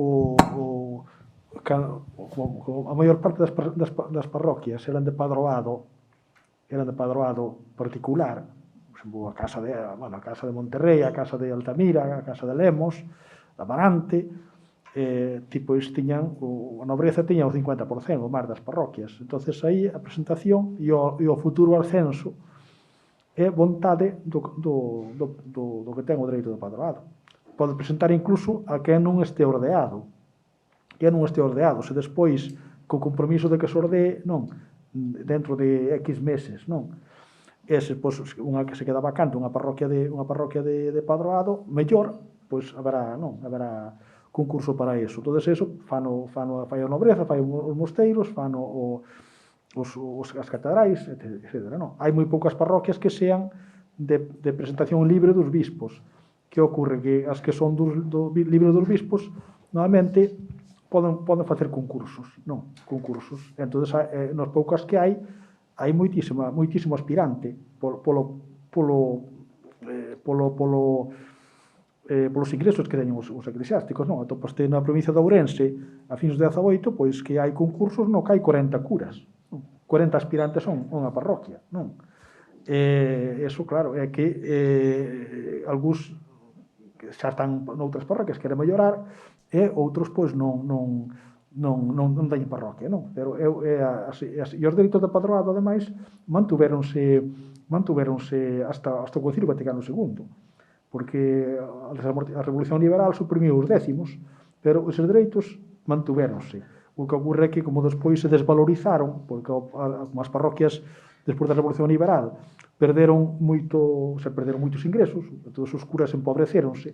En consecuencia, no 19 o clero é moi homoxéneo socialmente, porque os ricos desertan, vanse a medicina, vanse a outros sitios. Entón, queda un clero moi diferente ao que era antes. Pero os dereitos de padroado, pois, mantéñanse. Hai que recordar, a tipo de anécdota, nos Pazos do Ulloa, cando don Pedro Moscoso dice que vai haber unha festa na parroquia, que veñen un eche de curas, dice que tamén virá o da parroquia de Ulloa. Dice el, cito de memoria, dice, ese es mío, es tan mío como mi perro. Dice, porque presento a él, non? Presento a él. Entón, hai esta idea de que os curas de presentación, pois, en certo modo, estaban ao servizo dos padróns, non? Parcialmente, sí, Pero, vamos, era na correspondencia da nobreza, a maior parte dos empleos que se piden son os de curas, cando teñen presentación, non? E hai cartas, a veces incluso patéticas, non? Curas que piden, xente que pide un curato ainda pensando que xa morreu o que estaba, ainda non está morto, non? Claro, e outros que piden é que outros que non acceden a un curato, non? Entonces, pois quedan frustrados, non? Unha carta dirixida ao conde de Amarante por un crego alá de Tui, que dice que todos os estaban ao servizo da casa, de capeláns, etc., se foron ás parroquias, dice, menos el, dice que non tuvo de momento ningún curato. non foi proposto para ningún. Dice que non lle importa, solo siento las burlas que hacen de mí, non os outros. Dice, é que non desespera, dice, porque tendo 156 anos, dice, me sucederá lo que los enfermos pobres, que les dan gallina cando los ponen a extrema unción, non? Así que é unha pero vamos, hai moita unha presión moi grande sobre as parroquias, non? Porque se todo o 19, non? Ainda. Ben, algunha intervención máis? Ramón?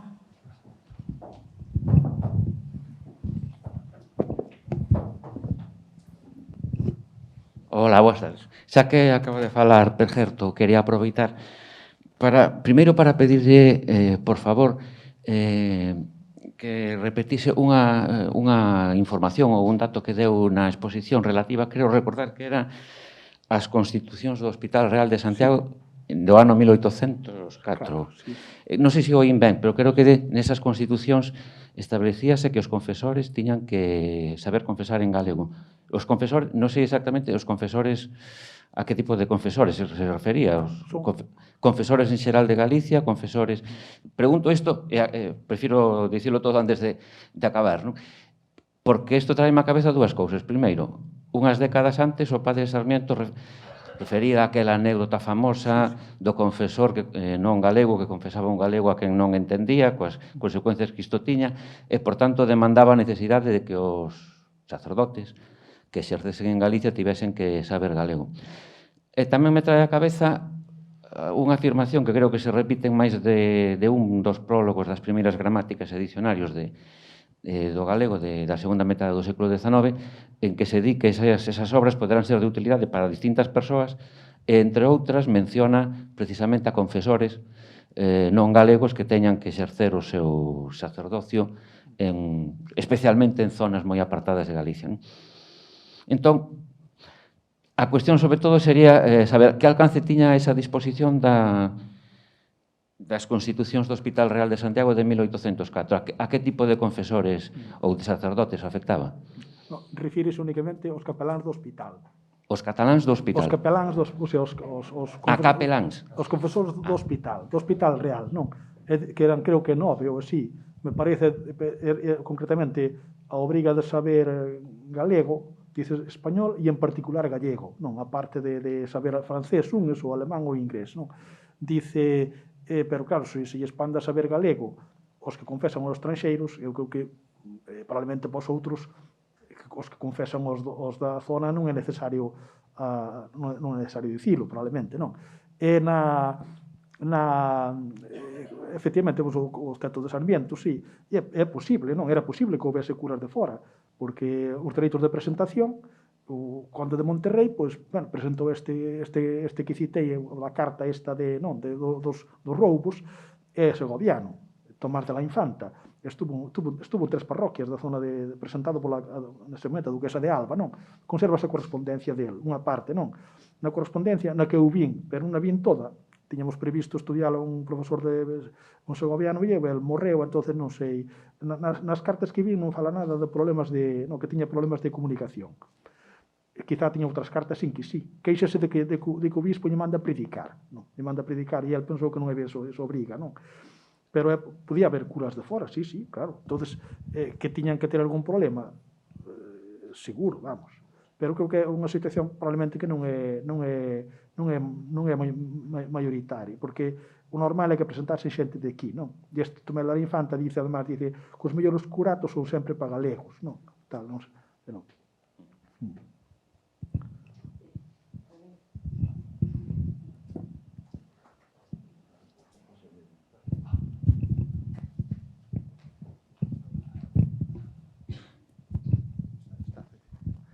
Sí, en primeiro lugar quería agradecerlles aos 3 intervencións que tiveron, que foron bastante, moi diferentes, pero que as 3, que cada unha co seu particular interese.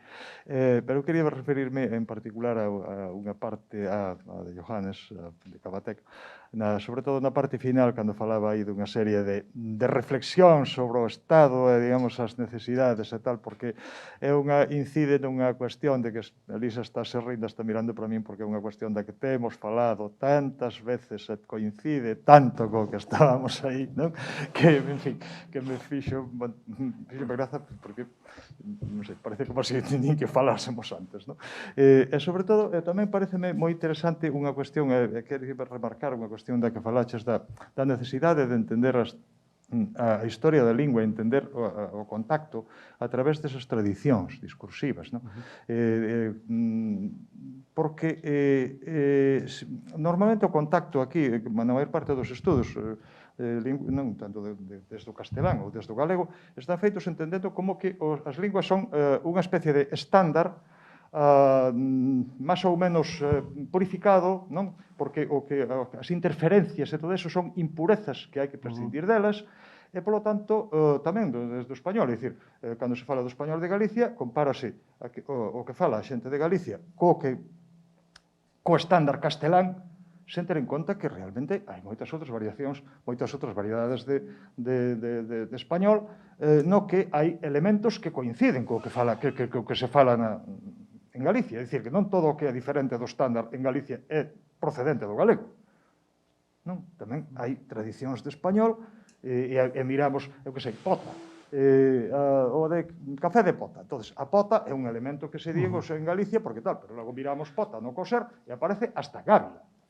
Aparece pota, falan da pota, de que meten os chourizos na pota, en la pota, e os cocen en León, en Asturias, etc. É dicir, é toda a parte noroeste de España aparece, por exemplo, esa palabra. É dicir, non é solamente o galego, está en todo o noroeste, aquí está no galego, porque aquí non había castelán, pero, digamos, que forma parte dese fondo lingüístico que había aí. Claro, por que é galego? Porque se compara co español, é dicir, no español non está, no español estándar non está, polo tanto, se di aquí é polo galego. E así sucesivamente, non?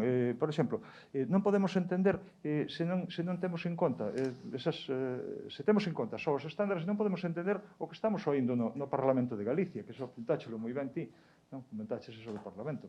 Por exemplo, no Parlamento de Galicia, hai unha cantidade enorme de incluso políticos reintegracionistas están utilizando metáforas procedentes do castelán, que hai que poñerse as pilas, que se hai que facer os deberes, que se hai, non sei, todo o tempo, non? sí. Claro, non utilizan as do portugués porque non se coñecen, non? Entón, se non temos en conta iso, non entendemos o que está pasando aí. Non entendemos o que está pasando cando o que ti falabas dos buenos días. E que pasou co de grazas e gracias, non? A discusión que tal. Claro, isto viña a comentar de que cando falabas iso, de que hai que ter en conta a situación e a cultura, o problema é que estamos diante dunha Galicia do século XXI que ten moi pouco que ver coa Galicia de hai 60 anos, por exemplo. Cando eu era pequeno, a xente non daba, a mellor dicía gracias, pero só dicía sobre todo, Dios cho pague, que agradezo cho ben que cho estimo, cousas dese tipo. Pero claro, agora cambiamos de situación e chegamos ao supermercado e cando a caixeira nos dá as voltas ou nos dá a conta, que lle dicimos, ben que cho estimo, Dios cho pague, agradezo cho ben. Non, resulta que nesa situación a fórmula que temos é a situación adoptada da tradición do castelán, que é dicir gracias ou grazas ou obrigado, se queremos dicir, que o estamos tomando de outra tradición. Pero estamos nunha situación que é nova, que é diferente. Entón, temos que inventar esas tradicións ou temos que importalas. Entón, claro, quero dicir que se non entendemos ese tipo de situacións, non estamos entendendo o que está pasando. Agora, o que propoñías ti, eu creo que, en certa maneira, é un pouco irrealizable porque esa cultura xa non existe. Non sei ata que punto é realizable. Sí, podemos rastrexala nos contos, nas tradicións, etc. Pero xa non podemos. Quizá son dúas cuestións diferentes, non? A do estándar e a do subtexto. Eu non propoño nada, en realidade. O que propoño é que se estude iso. O sea, que sexamos conscientes, que haxa unha rama do estudo cultural. Algúns lingüistas dirían que iso non é lingüística, senón unha especie de estudo antropolóxico, cultural, non sei, dá igual, pero que era a tradición, como se moven as tradicións, como se conservan, como se perden. Creo que é unha cuestión digna de estudo sistemático tamén. O de, por exemplo, e temos distintas tendencias, non? O subtexto castelán que subxasea todo o discurso parlamentario, por exemplo, tamén a técnica da substitución. Por exemplo, todas as construccións con echar automáticamente funcionan con votar. Pero non sei se iso ten algunha tradición local ou se simplemente importación de votar en falta, votar de menos, votar de non sei que. O sea, todo o que funciona con echar funciona con votar, e non sei se iso ven de Galicia ou se ven de fora. Se cadra como sustituto de quizás ou outras cousas que tivemos hoxe xa discusión sobre ese tipo de cousas, sustitutos de acadar por conseguir, todas esas palabras de que substitúen sistemáticamente outras. Eso non sería, esa é unha substitución léxica diferencialista pero que en total forma uns discursos que son novos, e podemos criticalos, eso xa é outra cuestión, xa é unha cuestión de ideoloxía ou de política lingüística, de crítica deses fenómenos, pero creo que o primeiro é saber que está acontecendo e onde está que se está perdendo, que se está gañando, de onde ven. Outro é unha cuestión interesante, a da granularidade dos estándares.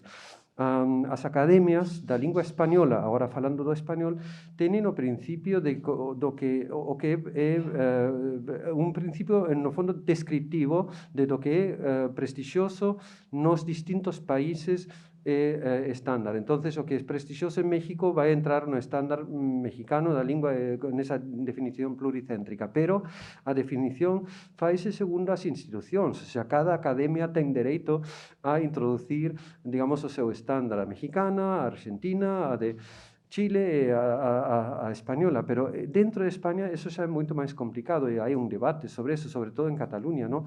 O castelán de Cataluña é un estándar propio ou os cataláns teñen que falar como en Madrid?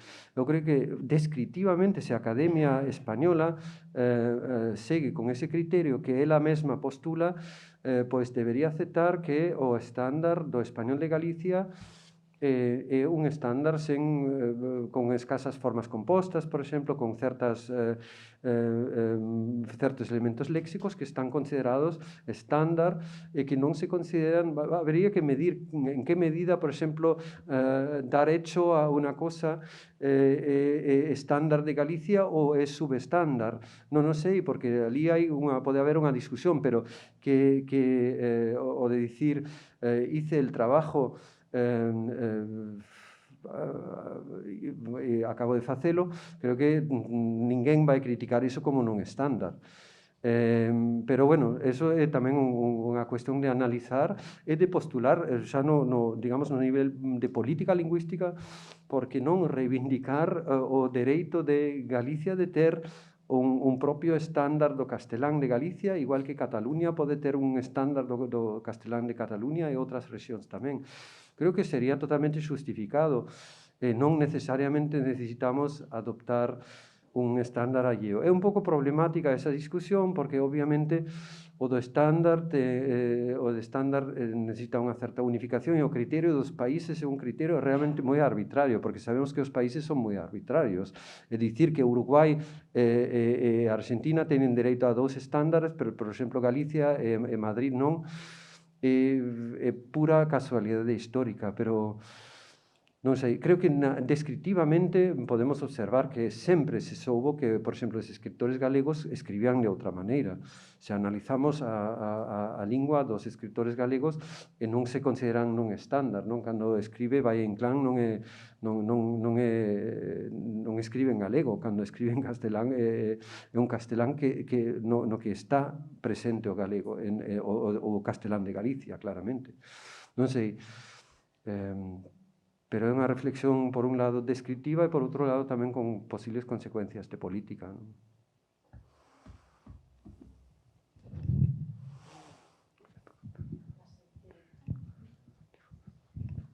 Esta é unha pregunta para o profesor Cabatec, que igual segue un pouco a liña esa de interferencias co español, é que en clase de Galejún faláronos de gramática descriptiva e de gramática prescriptiva. Lemos o artigo de Rosario Álvarez.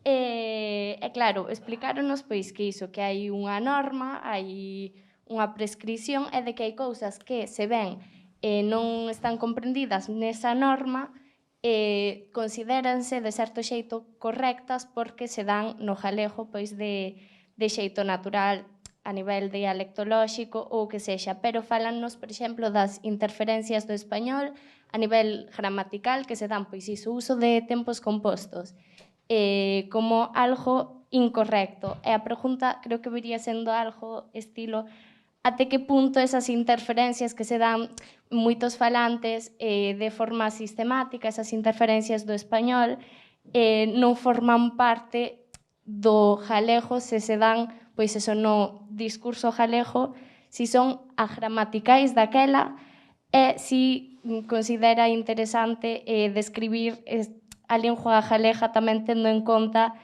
este tipo de interferencias gramaticais do español. Pois é unha pregunta complexa que non ten unha resposta simple.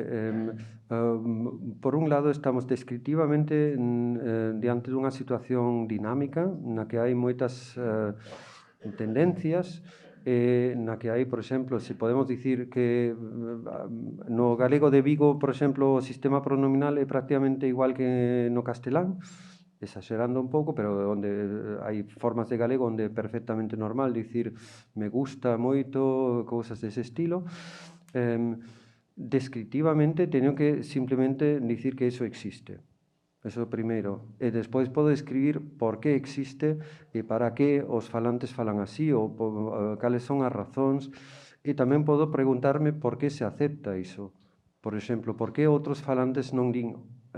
No caso de Cataluña, por exemplo, temos unha conciencia lingüística que rexeita moito os castelanismos, ata o punto de rexeitar castelanismos que probablemente non nos sexan, como a marca diferencial de obxecto, por exemplo. O sea, que hai unha tradición de autocorrección, de purismo moi arraigada. Aquí, en Galicia, hai unha cultura lingüística moito máis tolerante, moito máis aberta a aceptar os castelanismos en todos os niveis, incluso a consideralos prestixiosos, ata certo punto. Moitos falantes non se atreven a dicir que iso é mal falado, porque pensan que porque detrás está o mellor do prestixio do castelán.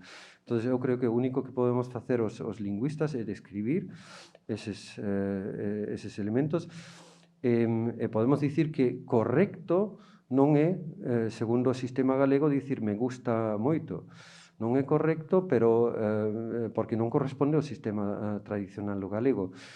E creo que é un erro o que se fai ás veces cando hai unha tendencia nova postular que a lingua cambiou. O sea, a lingua non cambia só porque un falante ou varios falantes digan unha cousa, porque a lingua tamén ten varias facetas e os falantes que non usan esa forma, que por exemplo que din gústame sistemáticamente e que incluso les pode ata doer cando oen o me gusta, teñen tamén o dereito a afirmarse.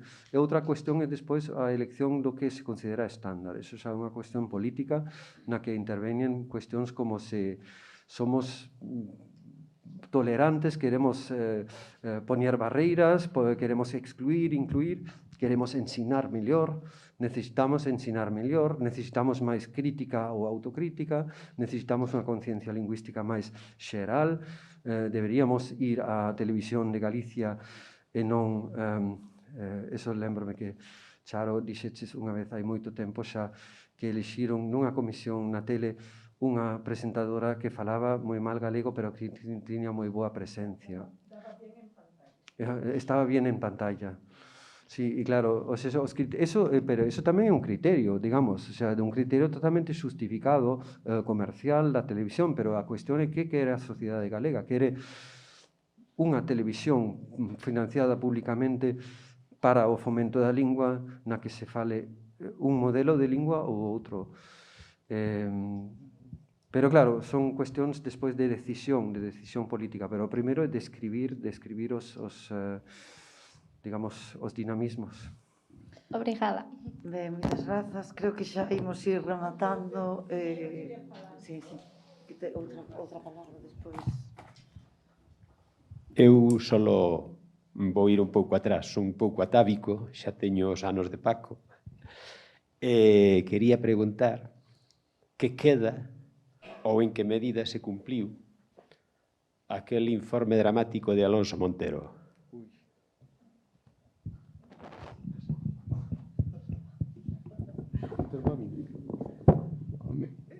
Eu creo que Alonso foi demasiado dramático. Sí. Por unha parte, dicía cousas sensatas. Para que o idioma realmente estea como ten que estar, pois temos que ter novelas de batalla en galego, 40.000 cousas. Pero o que pasa é que ele daba xa unha data de caducidade que onde vai ela, non? Ao mellor tivo o efecto positivo de poñer o dedo aí na ferida. Pero, bueno, a mí pareceme que era un pouco dramático demais. Non digo que non tuvera razón. Agora, a situación na que estamos hoxe. As últimas palabras de Antón Santamarina do Congreso dos 25 anos di a ver si no ano 2021 lle explicamos aos nosos netos que era eso de normalización lingüística. Porque ele decía que o que temos que fazer todos é practicar o idioma en todo momento, non criticar a xunta e tal. Entón resulta que estamos posiblemente peor que moito antes. A situación é o que é. Alonso ten un gran mérito, non? Falou de temas dos que ninguén falara. Ora, no caso do dramatismo ese, pois eu creo que foi pareceme non, visto naquele momento, que foi un pouco exagerado. Ora, a situación que temos, todos vemos cal é. Os informes últimos a nivel escolar, os dous últimos que sacou a Academia, é que realmente son dramáticos. Digo, dentro do ensino. Que hai que facer? Pois pedirlle dunha vez ao goberno que retire xa ese plan de plurilingüismo que tanto mal fixo. Non é a única causa, pero xa. Agora, mentre non o pidamos, pois somos cómplices todos, calando. Eu falo por mí mismo, non? A situación é a que é. Eu queria dicir unha cousa, perdoade, acabaches. Respecto ao que falabades antes dos castelanismos e demais, digo, pola miña experiencia persoal, tratando con xente, non? En situacións, xente que fala sempre galego, pero que utiliza conscientemente certos castelanismos cando hai xente de fora. Penso, por exemplo, en miña nai, xa morreu, pero era moi normal que cando eu levaba alguén de fora, ela falaba galego, por suposto, pero de momento, pero inmediatamente guardaba as formas irmán, todo era hermano, as formas guisantes, todo eran chícharos, hasta que eu tiña que darlle un toque, e moitas outras polo estilo. É unha realidade que é así.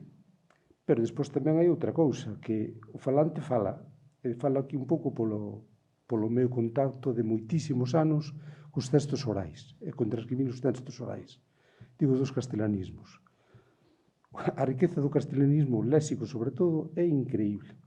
Hai castelanismos léxicos que o falante espontáneo non sabe que o son, sin máis. E hai moitos castelanismos léxicos que seguramente o falante sabe que son castelanismos. O que pasa que o mesmo falante, ves nas grabacións, como utiliza a forma galega, e de repente fai unha pequena pausa ou así, e utiliza conscientemente a forma castelá, porque sabe que iso ten un valor intensificador, sobre todo cando son os adxetivos, moi superior ao superlativo. Hai certos adxetivos constantemente. Temos moitas grabacións na que che di, bueno, pois fomos de troula, tomamos un viño bo, e de repente fai unha pausa e di, no, era un viño bueno, Ou falas dun médico, non, aquele era un home que atendía moi ben, era un médico bo ou bon, non, era un médico bueno. Entón, está usando moi conscientemente un castelanismo, un adxetivo moi conscientemente, pero que iso dalle un valor intensificador moi superior a un médico moi bo, ou certos adverbios, non? Tipo sempre, que hai sitios onde o sempre fala ora, toda a zona de Viana, por exemplo, prácticamente sempre xa non ten a que na fala oral das diversas parroquias de Viana, prácticamente xa sempre unha forma normal. Xa perdeu aquel valor intensificador que debeu ter no seu momento, non? Pero e hai outros máis, non? Ou muchísimo. Hai sitios onde algúns din moitísimo, pero é frecuentísimo, muchísimo. O que está usando muchísimo, está usando moi conscientemente. Moi conscientemente. O que pasa é que dai un valor intensificador tremendo. Eso nunca o vemos na literatura, porque na literatura está todo supercuidado e tal. Pero a fala oral ten unha riqueza, digo, sobre todo nos castelanismos, en certos castelanismos, non? E outros que se usan sempre. A xente fala. O sea, non tivo clases de galego, non? Pero é así. E a xente distingue popularmente pareja de parexa de parella. Perfectamente. Sabes que as parejas son as das vacas de Marín, que traen as boas lanjostas, é así. E as parexas son, pois, as das vacas, os do Guardia Civil, é así. O sea, a xente fala, o que pasa que todos son parellas. Todo. Sexan de peixe ou do que sexa, non? O sea, que ás veces andamos en camiños un pouco paralelos, non? E viría que mellor escoitar máis os textos, fixarse neles, para darlle un pouco máis de viveza ao que é o galego, non? Pero un tema precioso ese. Non podíamos poñer moitísimos exemplos, non? Pero que é, bueno, aparte xa a entoación. A entoación xa o notas, cando se usa ese castelanismo, unha entoación, claro que non ves nunca na lingua escrita, non? Era un pouco así, por posto que ibas dicindo ti. Ben, eu creo que, se vos parece, ímolo deixando, imos ter tempo estes días para seguirmos falando e tamén aproveitando neste espazo e nos corredores para podermos discutir, falar e comentar. Entón, agradecervos a todos e a todas a vosa presenza e continuamos mañá. Moitas grazas.